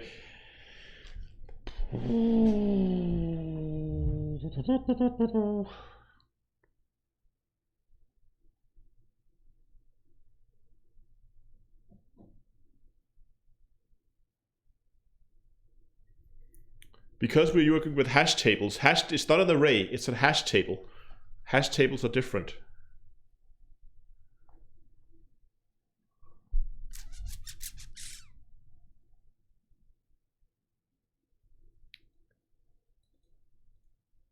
It's not an array, it's a hash table. So what, it should be a key. Like, okay, I'll show an example of why hash table. So if I make a hash table here, if I can remember how I even make a hash table. Yes, it was $, okay. Oh, we can see down here at the bottom. If you just say my $dot, my hash is empty hash table. There we go. And then I say I want a key that's called key 1. Or let's call the key called elite dangerous, for instance, right? And I can then see the value of elite, whoops, just copy that again. The value of the key elite dangerous is best game ever. Boom. So if I now call hash on this key elite, I use the key elite dangerous, it writes best game ever. A hash table is basically a dictionary. It's, don't look at it, and thanks a lot for the follow on Twitch. Don't look at hash tables as an array. Hash tables are a dictionary where you put in a key and a value. And they're not ordered in any specific order. That's why the ordering we're getting out is all messed up. It's just basically just a long list of if you give me this value, I give you that value. It's just a translation table. It's not a table, but a translation object. So you can see here, I could give it any random thing that's not so I'm not really IDing into it. Hey, but I wonder though, what happens if I give this a number now? See, the 0 doesn't work, 1, because I haven't assigned anything to those keys. So those keys doesn't exist. Only the key elite dangerous, that needs to be a text string, of course.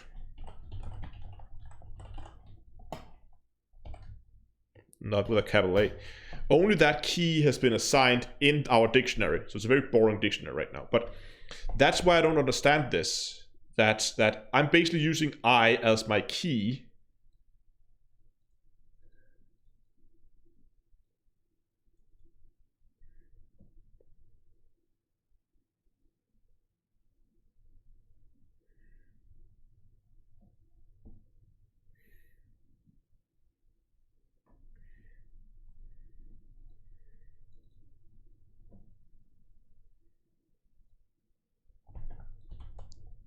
Okay, here's what I'm gonna do. I'm gonna put this in there before we load it, and I'm gonna put it in after we load it. I want to see what happens in that step there. Okay, try to run this.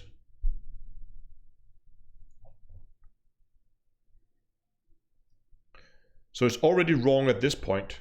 Is it the way I'm reading it that's not right?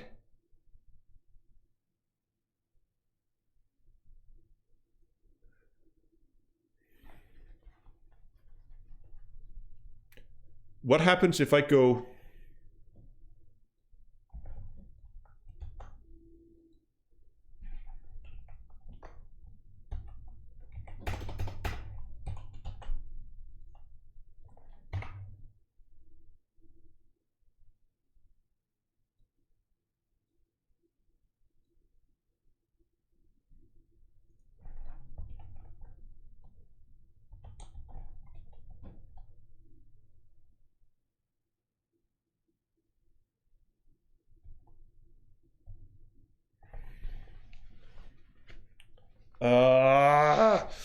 And what happens if I put an I in here?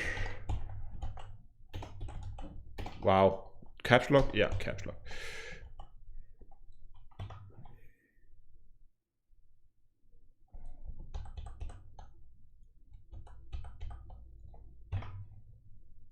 Yes, that also works.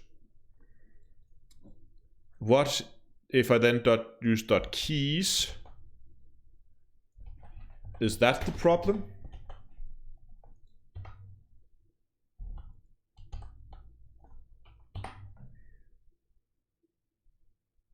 What if I start this at 10?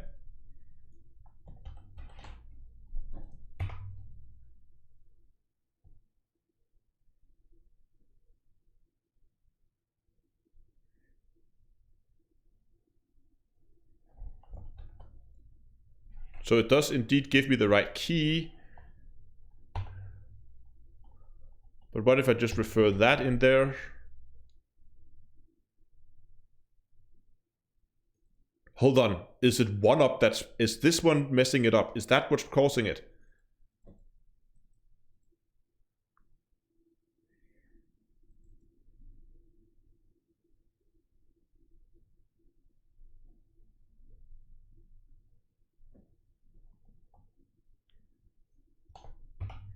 Hold on, I think I know what's wrong. Yes.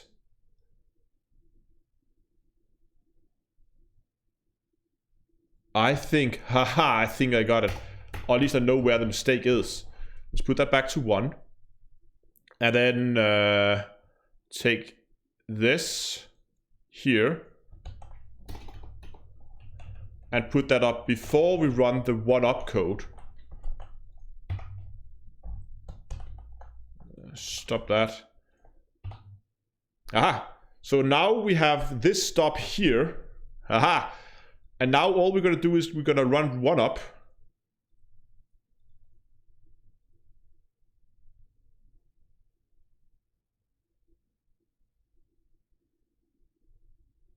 Yes, and I'm thinking here. And now it changed. So this is it's another of these deep copy problems.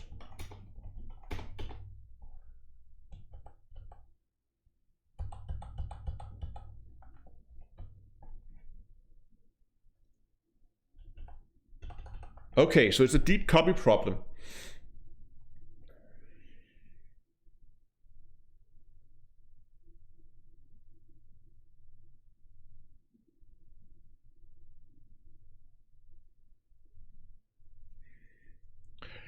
Oh my god. How do you make a proper PowerShell list? Is it called deep copy?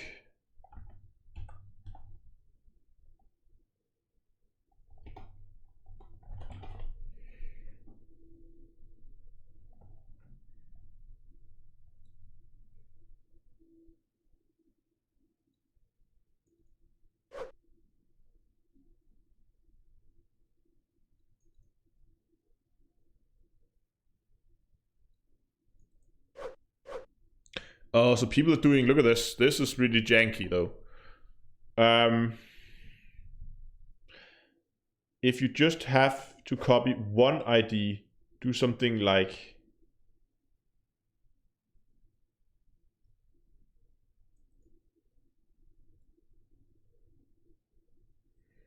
yeah, but it's not the ID I need to convert. So the problem is that here I'm setting loadout.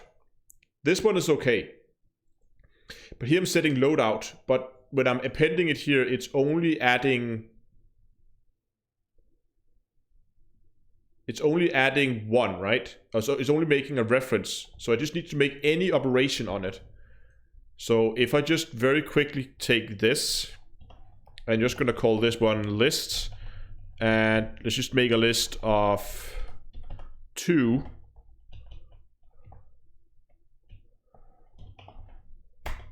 Right, so if I go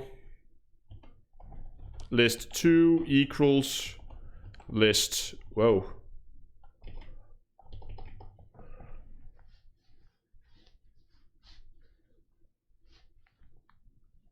Yeah, if I go list, so, okay, well, we're gonna call this one list 1.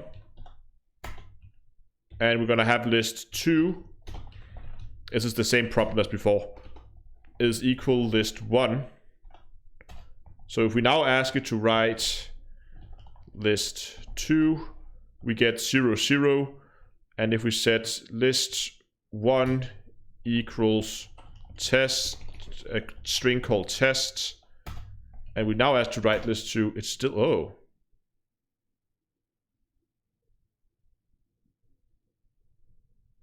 Okay, let me try something else. What happens if I...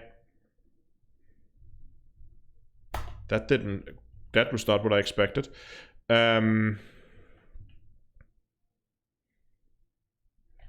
Actually, we'll think about this for a second. Make list 3 long, and then we say list 2 equal list 1 plus 0. What is list 2 now? It then appends a 0.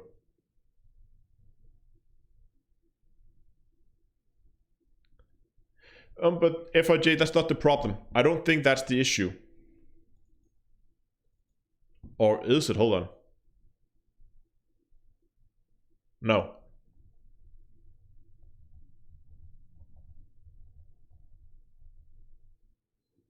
Because it doesn't touch the input. It's a deep copy problem.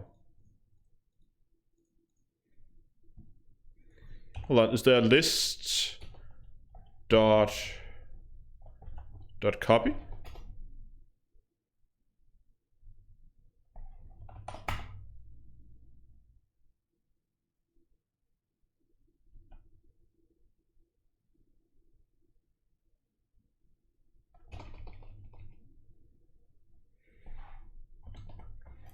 Plus, what happens if we just add a string to it? Then it just appends it, because that's how list works in Elite in PowerShell. Oh. You need to fix one up so it doesn't... Yeah, but that's not the problem. The problem is, so loadout is set here for the first time.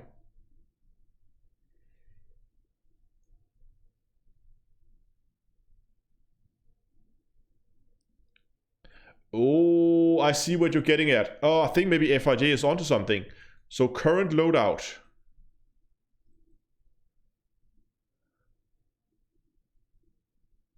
Yes.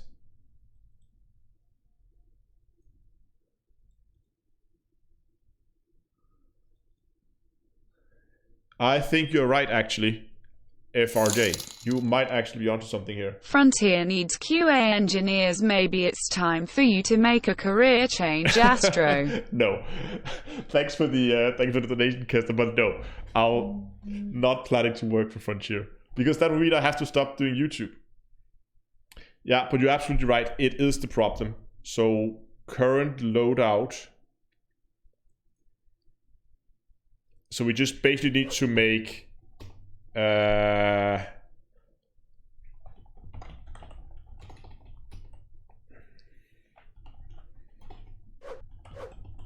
next loadout equals, yeah,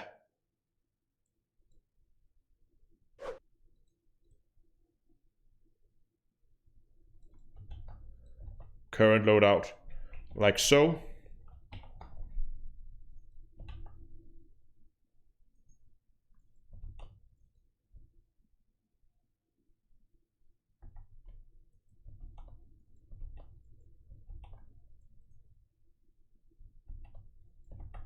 Like so.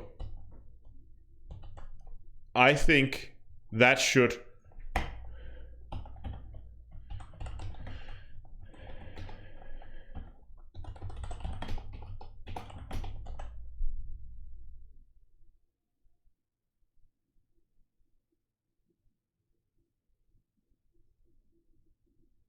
you think it won't work? You need to make it from scratch.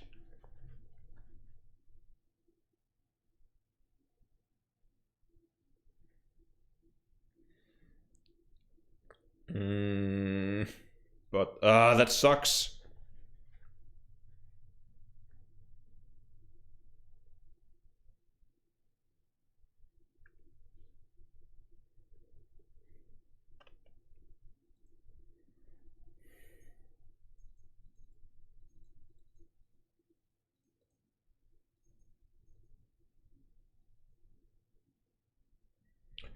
Maybe I can get away with... Okay, so this is just a list, so we should be able to just do that.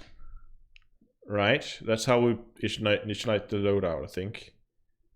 Yeah, loadout is... Yes.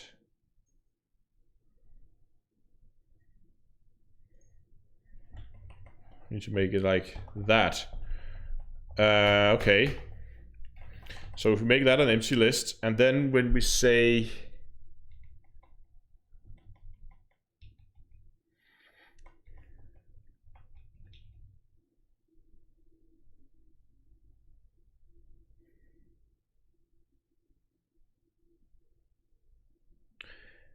So if that's just a list now... Oh, hold on. Okay, let's just revert the previous change here. Good. Now we're back to start.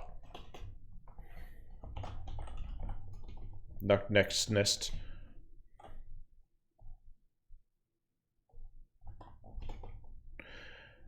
Next loadout, and make that an empty list. Hello, Terra King. And what do we do next? We then say the current if current loadout, current shield booster.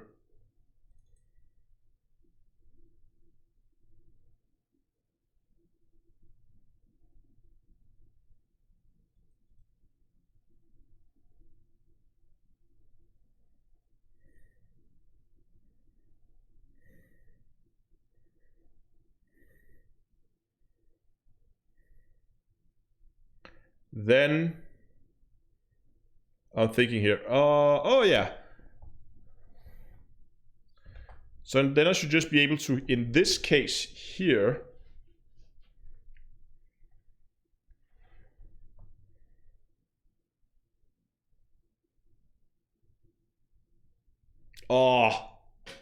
this is too late for this. Because this is recursive, remember that? This is what really bugs me, because I'm trying to fill it in as we are beginning to run through the current shield booster.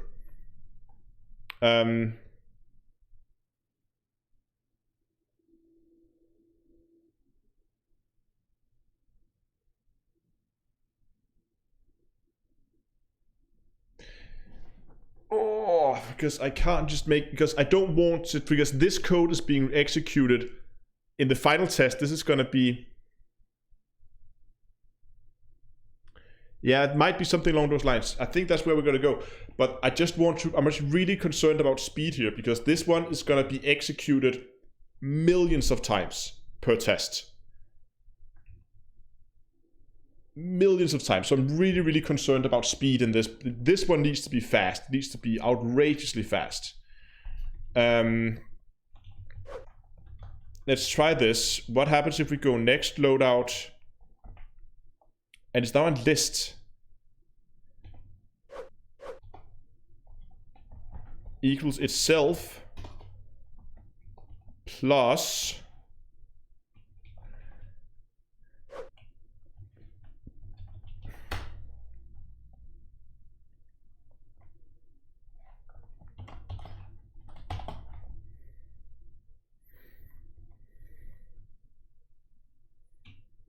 can the stuff like that work? Let's try it down here. If list is an empty, hold on, is an empty list, and I then go list equals list plus 1. What do we now have in list? We have 1. What if I do it again? We have 2 ones. Okay, so we can use the plus operand to just append to the list like so. Does it work if I just actually, what happens if I just go list and go plus equals? That should work, right? Or equals plus. I did it the wrong way.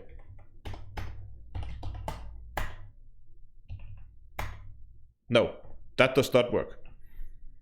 So we have to actually take the list itself, because then it cast it to a list, and yes, obviously, perfect. Okay, good. So this one just appends that to the list now. And then it's...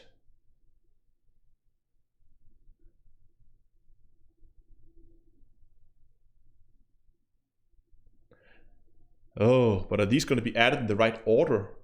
No, they're not.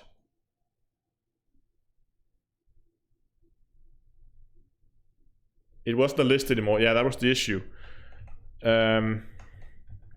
Make it a list. Append 1. List is 1. Append 1. Okay, so we can't just do plus, do that. Okay. But I'm not sure we're gonna get this in, all of them into the list.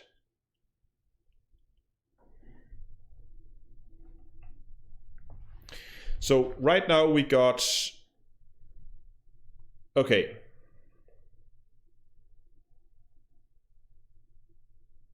So if the current shield booster,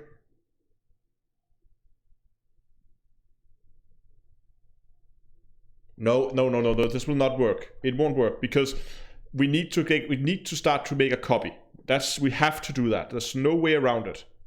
So revert this back to where we started. We have to make that copy.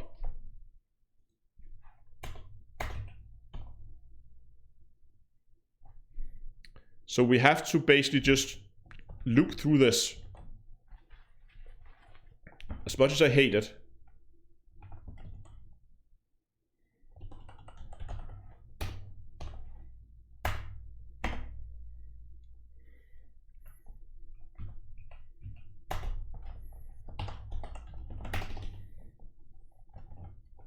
So next loadout, initialize it, as we talked about, as an empty list.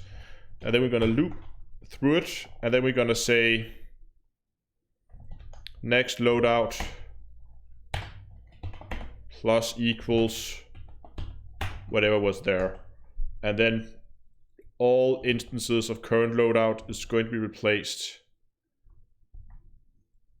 with next loadout. Like that.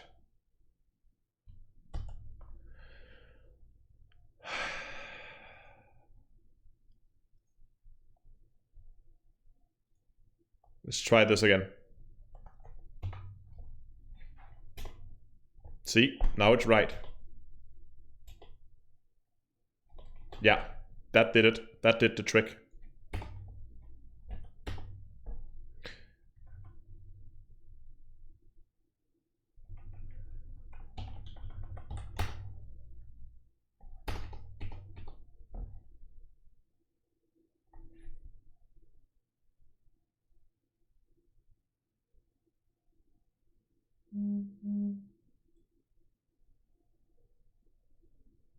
Hold on.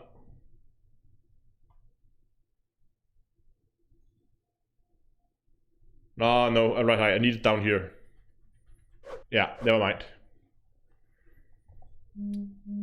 I was just thinking if I could save a step here, but it's probably a bad idea. Let's just try this. Right? Yes, we removed all debug code. Did we remove all debug code in here? I think we did. Do we have stuff running? We do. Gotta terminate that.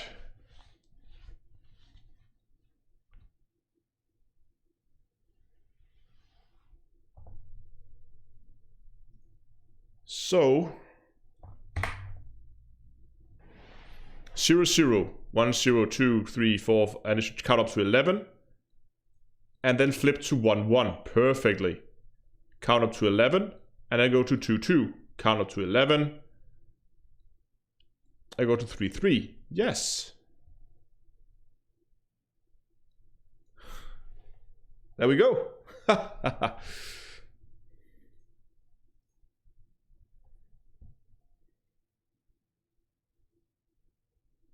So, backtracking, where we came from, all that remove Let's get this out of the way. And I just want to do a quick speed test again, just to see if this had any significant impact. So we're just gonna go do the old 8-12 test here. We did that at the beginning of the stream, and we ran that in about 5 seconds.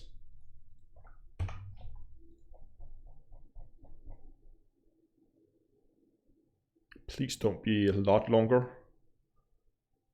That would suck. Oh, this is long. Damn it. Oh, we just took a big hit on speed.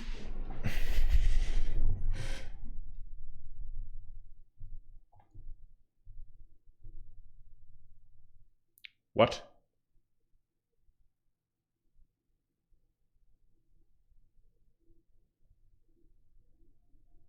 So it took 20 seconds now. We just got a multiplier of 4 on the runtime compared to what we had before.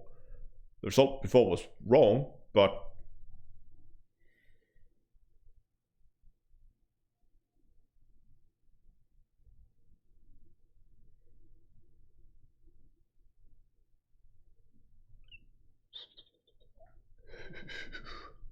okay. Hello over on Twitch.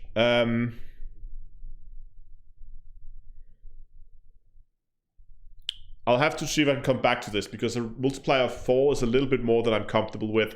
So I'll have to come back and see if we can get this time down, ideally below 10 seconds again, on the 8-12 test. But for now, that will have to do. That should mean we could now go back in, and then hopefully this will resolve the original problem we had in here. Have we still debug code? New best? Yes, we have some debug code.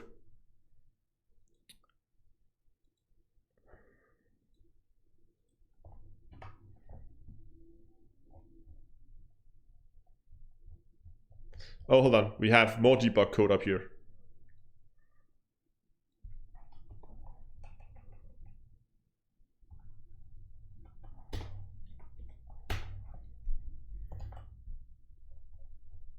Let's begin to get rid of all this stuff now and do another test from the beginning again.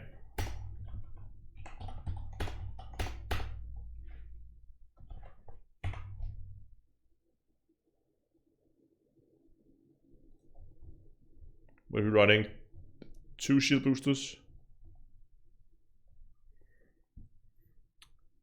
See, there we go. It now got the right result. Look at that, guys. We're now back to the result here in the beginning. Remember before it gave us this loadout here, but it's now claiming it is prismatic reinforced high cap with heavy duty supercapacitors that just gives you the highest number of hit points, which seems to be right. But I'm just going to, just for good measures, here. Just for good measures, we're just going to test this where we put, instead of heavy duty here, resistance augmented supercapacitor. Just for good measures. And then we're going to record our findings here. 5677, which is lower. 4731, which is lower. And this one's also lower, so there's no way that's going to give a better result. I think we actually managed to get it. This took way longer than expected.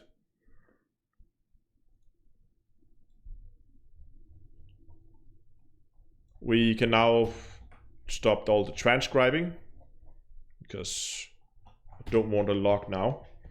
Okay, so now that we know that this is working at least,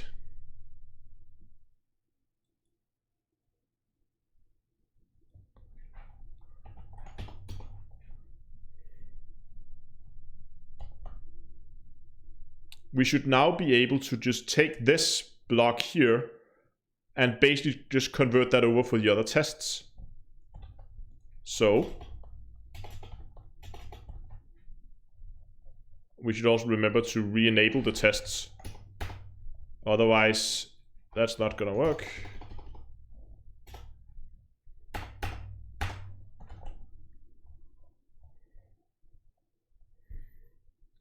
So this was test 1. We have test 2. I'm just going to rename the headers first, otherwise I get confused. Okay, test 2.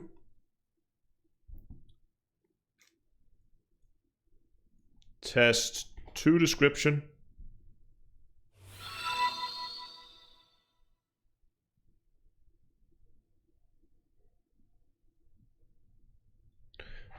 Thanks for the subscription on YouTube. We need to test 2 here. That should actually be it. Shield generator.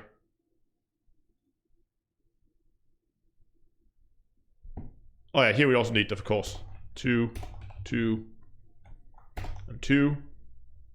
And here we then need 3, 3, 3.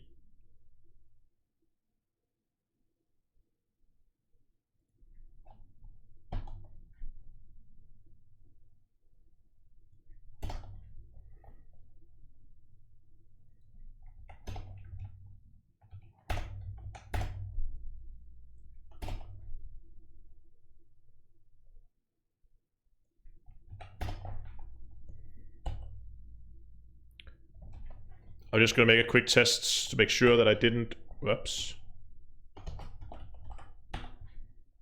I didn't forget any. Oh, look at that. Greater than test 1. These are all called test 1 result. That's not right. This one should be test 2 result. See, it's good that I'm checking these things. And then we have the test 1s here, but there's no test 1s down here. Perfect. Okay.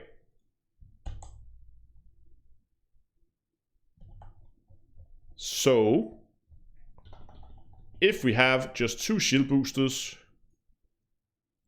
and we're running on this short list, because we just want a quick test. Yeah, sorry, I must have missed that. Hey, it is not working. The shield generator part of the shield boosters, they're not working. Why are they not working? Why are the other tests not working?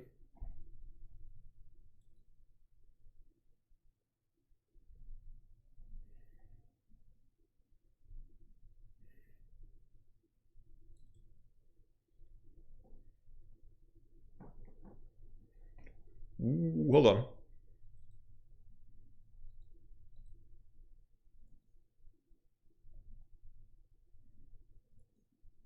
Hold on, why did I put test? I put test 2 in all of these. I'm an idiot.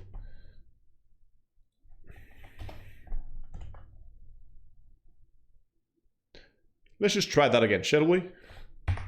Now that I'm not a complete retard. Here we go. And the results are in. What? What happened to my test 1 results now? God damn it.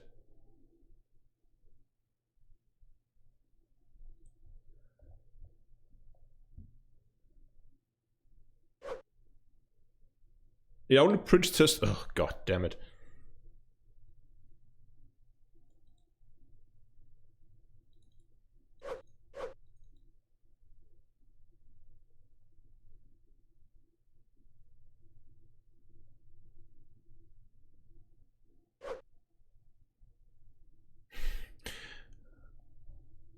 What the hell? Why is this one not being printed anymore? Okay. I'm just gonna run it again, just because I need to.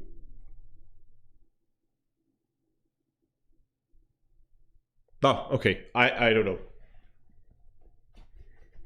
Here we go. Okay. So, for 2 boosters, with a limited number of boosters, not all of them are still available.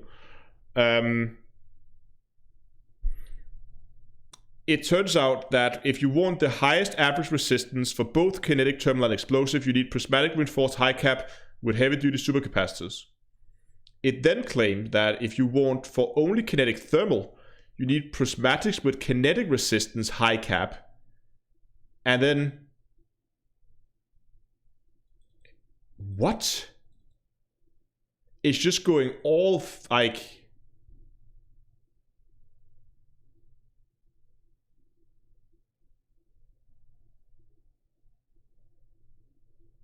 yes, this software is meant to test shield configurations in Elite. But it claims that if you want the highest average hit points only on kinetic and thermal, it's just going all ham on kinetic resistance. Coriolis, where are you? Okay. So what it claims is, this is really, really odd if you ask me.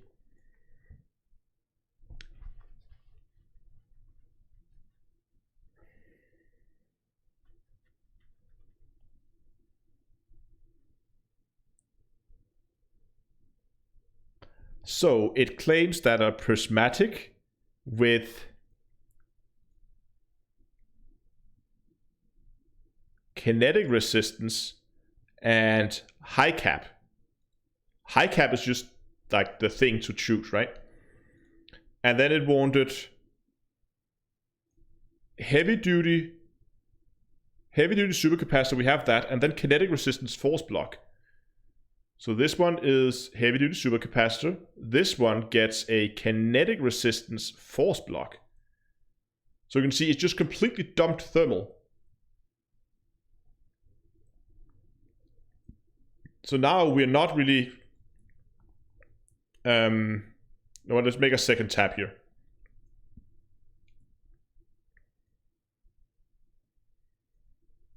So now we just need kinetic, thermal. And this one then claims that 6531 there and 977.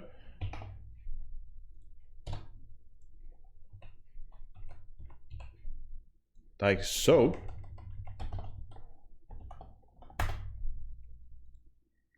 Averages more than what I would normally consider a better balanced build would be to go with something like thermal resistance, high cap, and then heavy duty. Like the normal meta, I would say, if I wanted a good build, was resistance augmented supercapacitor, right? That is the usual meta for stuff like this.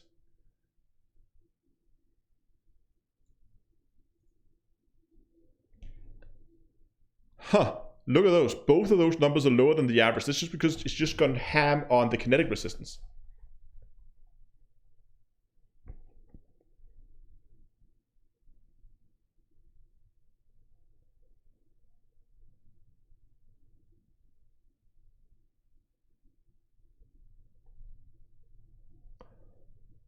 That is pretty neat. Huh. Okay, so basically the test... I mean, if you just want average hit points, that's a quite interesting finding, that just going all ham on kinetic resistance is the best option. Apart from having like, it balances out a little bit with the heavy duty supercapacitor one, right?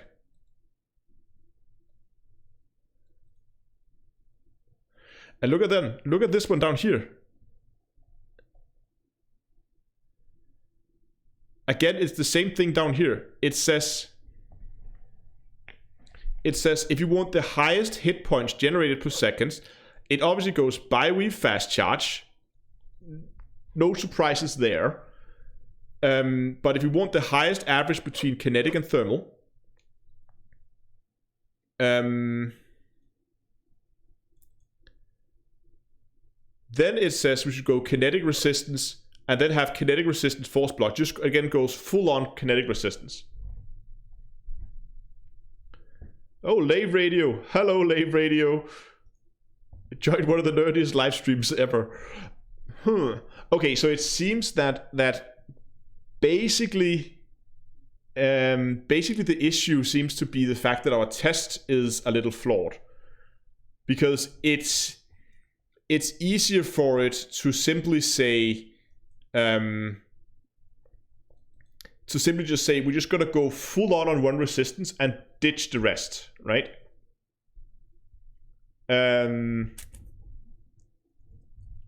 So can we?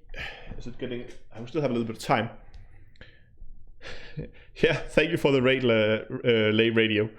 So I think what we should try to do is try to rethink the tests. What I'm thinking here is, instead of just saying and pure average, we say we still want an average, but we don't want the we don't want the difference between the maximum hit points and the minimum hit points in the series to be more than, I don't know, 10%, maybe something like that. 5%, 10%, I don't know.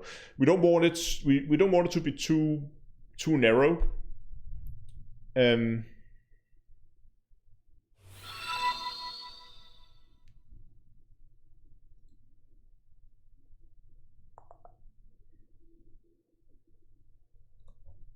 Yeah, could we do, is there anything else we could do? Something, geometric mean. What on earth is a geometric mean?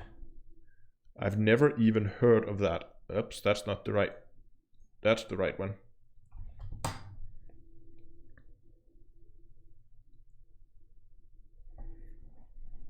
In mathematics, the geometric means is a mean or average which indicates the center tendency or typical value of a set of numbers by using blah, blah, blah, blah, blah.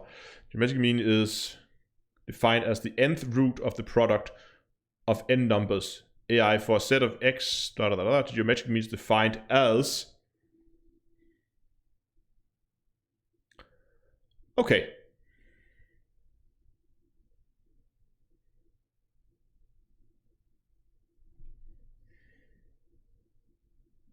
You're right, Dave, that for shields we want to try and balance it. That's the whole point.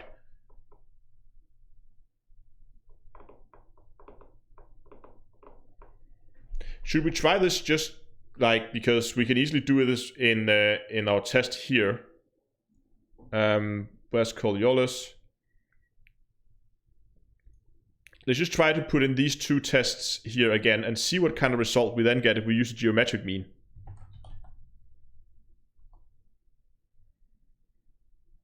(2862). So in this case here, what we're doing is we're taking that one. Actually, we're going square root of that one multiplied by that one.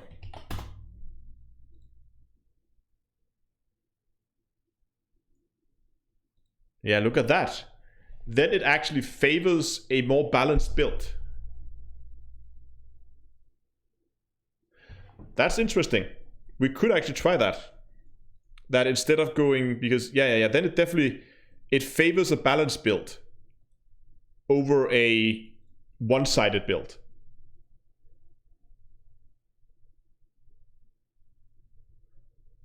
Okay. Problem is PowerShell.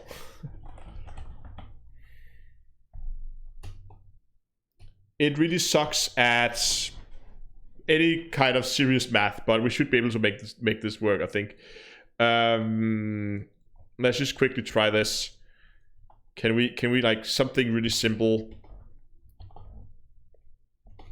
Can it do simple powers? See, that's the problem. PowerShell is so crap when it comes to doing any serious mathematics. That's just a bit out of like multiplying, dividing, that kind of stuff. PowerShell root. No, I don't want, not that root, not SU root. N root. Oh, does it understand that? Math in PowerShell. What's the function for the nth root of a number? Yes, I know how to.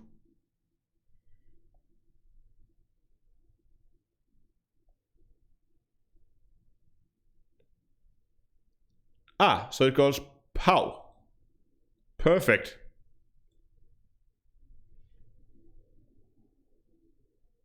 Yeah, exactly. So if we do this instead, if we go 2.2 times 2, there we go, it goes 4. So if I want the square root of 9, I should be able to just say a half, and it gives me 3. And if I want the cubed root, then we need 27 here, and then I should be able to put a third here, and also give me 3. Yes, so that works.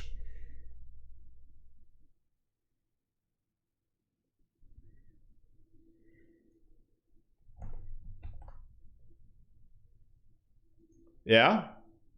Yeah, I see it, Dunglower.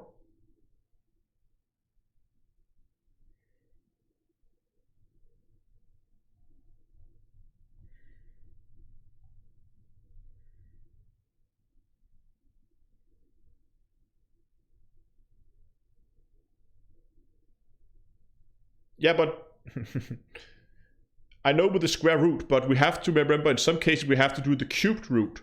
We don't always have to just do square roots. So that's why I want to use the power function. It's more generic. And just for good measures,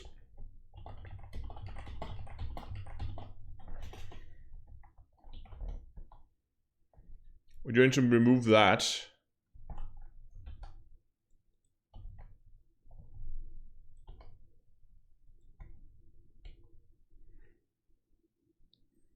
Exactly. We're just going to go pow, and then it's going to be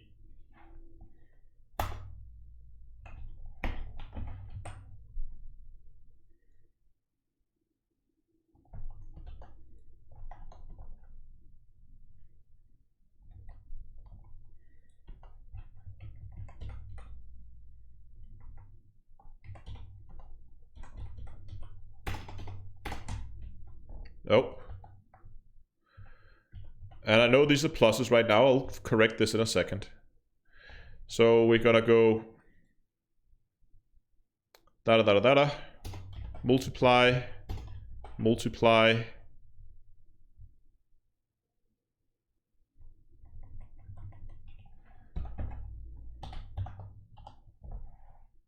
There we go.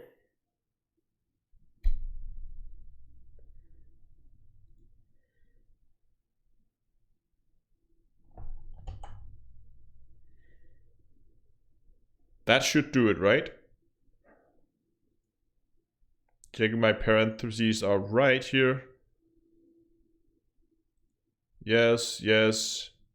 Why is this one missing closing bracket?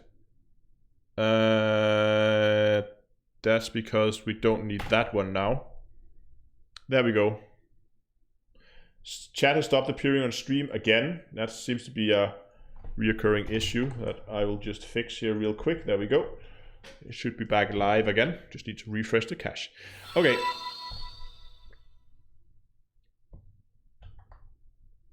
That should be right, I think. I hope.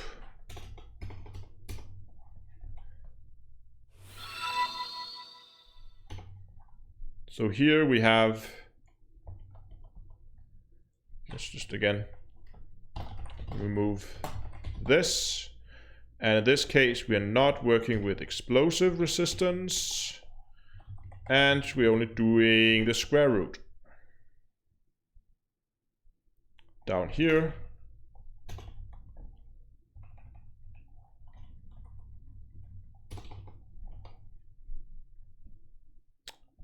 Is the same, but with regenerate.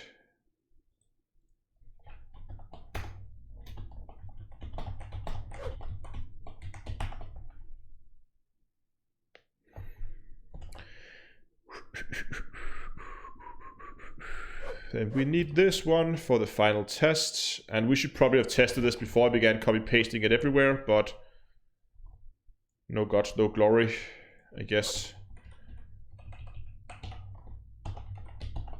Hey, we see we have more raiders over on Twitch. Hey, it's Metallic. Hello, Metallic. And in this case, we're also going to switch this over to the regenerate. Thanks for all the follows on Twitch. And then we have our test results. Apart from, no, we just called them test results. Nice.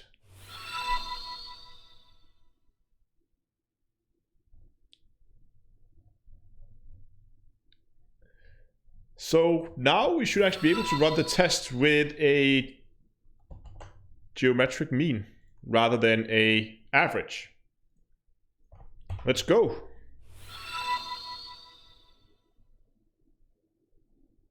Boom.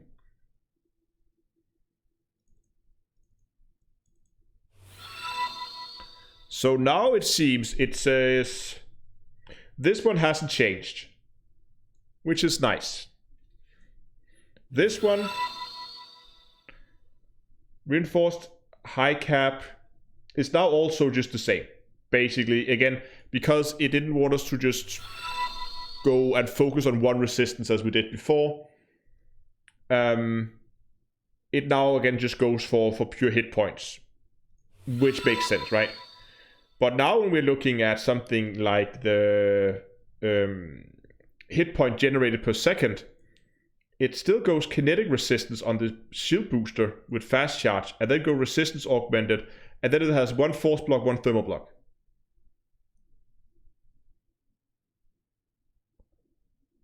Happy Dungalora is happy, great. And the last one here, when we ignore explosive resistance, it does the exact same. So if we go and take a look at this build here that is now put out for us, it says that it is the best build here. Where does it go? So this one's here we go. Okay, so it's now claiming that a bi-weave, where's the bi-weave? Bi-weave with, oh, we also used, okay, never mind. We're just going to change it out to prismatic, because that's what we tested it with before by mistake, but it should have been a bi-weave, but it didn't. Okay, there we go. It doesn't matter because it's just a bonus to hit points. It doesn't change anything with the resistances, which is basically what's interesting here. And then what did it want? It then wanted kinetic fast charge, yeah, and then it wanted resistance augmented, one force block, one thermal block. So it was resistance augmented force block, and it wanted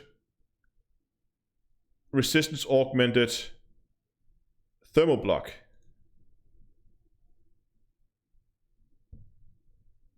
So putting those numbers in,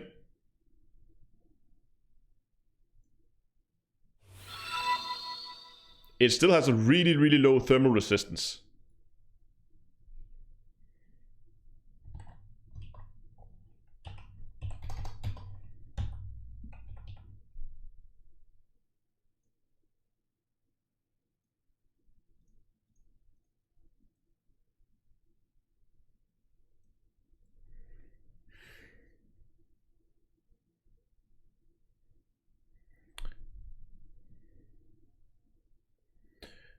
Huh. Okay, hold on. I think I need to move some things around here because there's something I don't get. This is basically what the program is telling us now is the best combination. Let's actually switch this one over so we actually have the bi-weave now, because we're going to do a fresh set of tests here.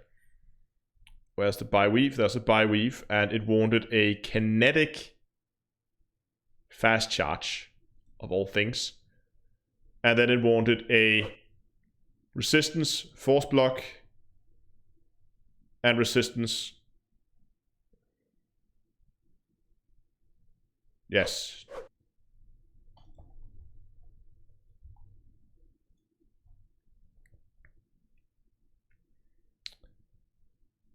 So that means the program gave us a total of 3220, and it wants 700 megajoules thermal. Why is this still? Okay. I must have messed this up before then, hold on.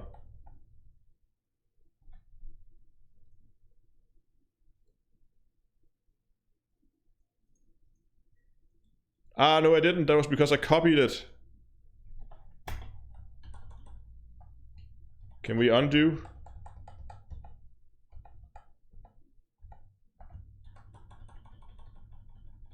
No, okay.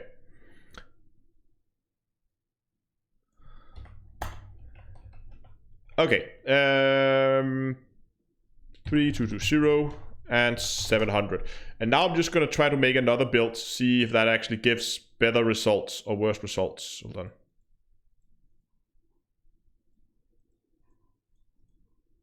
There we go.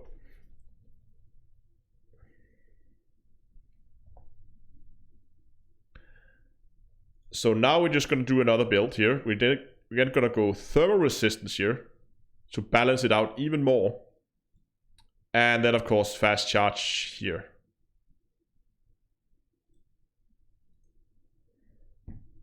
And then over here, we're just going to go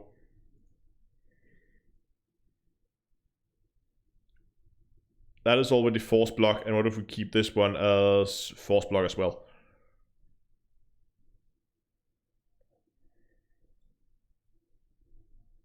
There we go. This is a fairly balanced one. But what does this give us?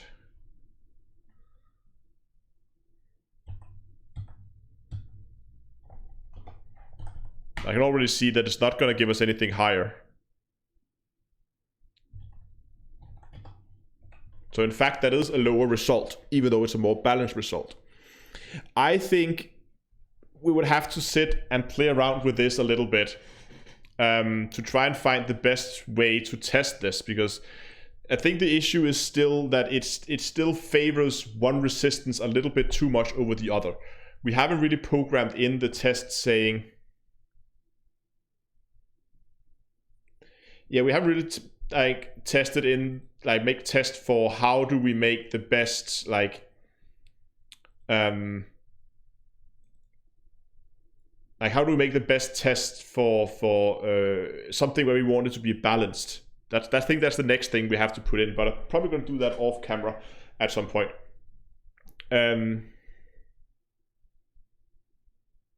No, I know they're not directly comparable, but I am comparing like these results here. These are just there because they were still there from before. But we still have the square root here. So I think the trick would now be to begin to figure out a way to force it into making more balanced builds. And then, of course, the next step would be that I'm going to take everything that's in this for loop here. That means all the tests, right? And that's going to be run in multi-threaded workload. So instead of just running in a single thread, I'm going to multi-process that. And I'm planning to do like a... I think I learned it when I learned that it was called tuple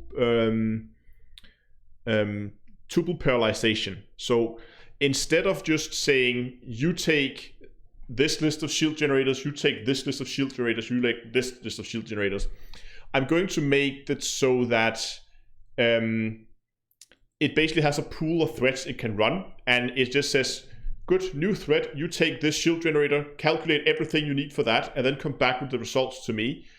And when the thread is done with one shield generator, it's just going to take the next one that's available on the list and then run with that. Because that means if one thread is running slower than the other,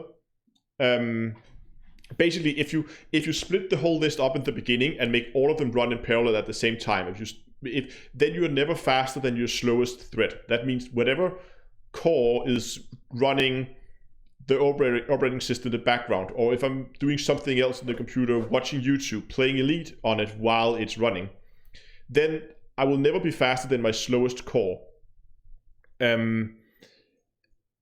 But if you do this tuple parallelization instead, where you just have a pool of tasks, that basically have a bucket full of tasks that needs to be completed, and you say, I want 8 threads calculating this, and then 8 threads just take a random job out of the bucket, and it begins to execute that job. Once that job is done, it will return with the results, and then take a new one out of the bucket. In this situation, it doesn't matter if one thread is significantly slower than some of the others, because then they will just return, take the next one. They might be able to complete 2 or 3 jobs in the time it took that to complete one job, but it doesn't matter because they're all working together, and it's a lot better way of distributing your resources to ensure you get to the end as quickly as possible. Because otherwise you will get in a situation at the end of the run where you have one thread running and all the others, let's say 7, are not doing anything. So I'm going to do a parallelization based on that. And then I'm going to sit and we're going to tinker around with the different tests here, so we can kind of get an idea about where we want to be with this. But again, this is the part where I'm going to let it be up to, when I'm going to release the program, I will let it be up to you guys as well to sit and play around with this and basically make your own tests. So you can sit and play around with these test results here.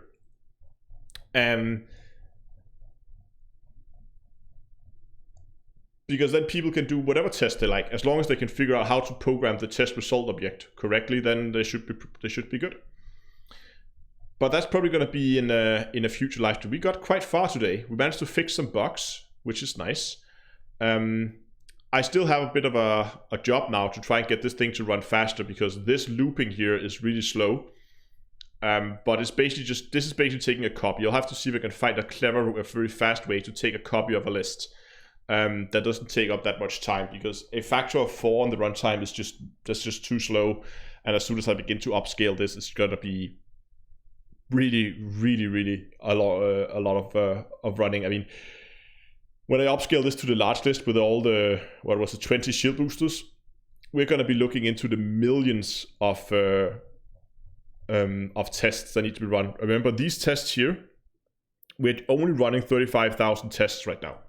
I'm of course gonna gain some speed from parallelizing, from running it in parallel, but I'm also gonna lose some speed because of that one-up change we did. So I'm gonna try to see if I can fix that to make that run faster. But it is now close to midnight, so I'm gonna go to bed.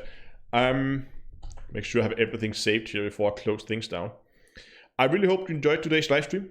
If you did, remember to give a like if you haven't done already. I know Dongalora has been poking you in the chat. How many shield variants are there in the CSV files? There are, in the full CSV file, there are 45 shield generators and 20 shield boosters. We're running on the full list. So that's gonna be a lot of testing. That's for sure. But yeah, again, the full list on this, exactly what's gonna happen and the final results of this, that's gonna come sometime down the road. Stuff like this takes time, and again, there's gonna be some final tweaking I need to do to the software, and then of course I need to do my own testing, and then we can get the thing published. And as I said, I am gonna release the software once it's done, so all you guys can get your hands on it and you can sit and run it. And I've specifically written this in PowerShell because if you're now sitting on a Windows machine, you will have PowerShell installed, at least if you're running Windows 10. So everybody should be able to take this and just run it right off the bat. That should be fairly straightforward.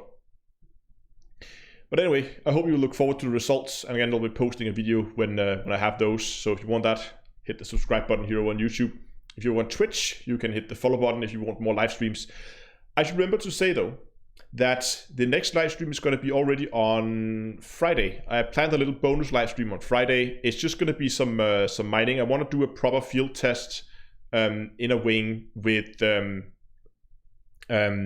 gold digger after it got a update last week. Not last week. Was it last week? It must have been last week. I can't remember. The gold digger got an update, and I want to give it a field test to see how it actually runs now. So that's going to happen on Friday, so we can get that out of the way, and I can begin to get the wing mining guides done. But anyway, that's enough rambling for me for today. Thanks a lot for watching, and also next time, I'll see you guys in space.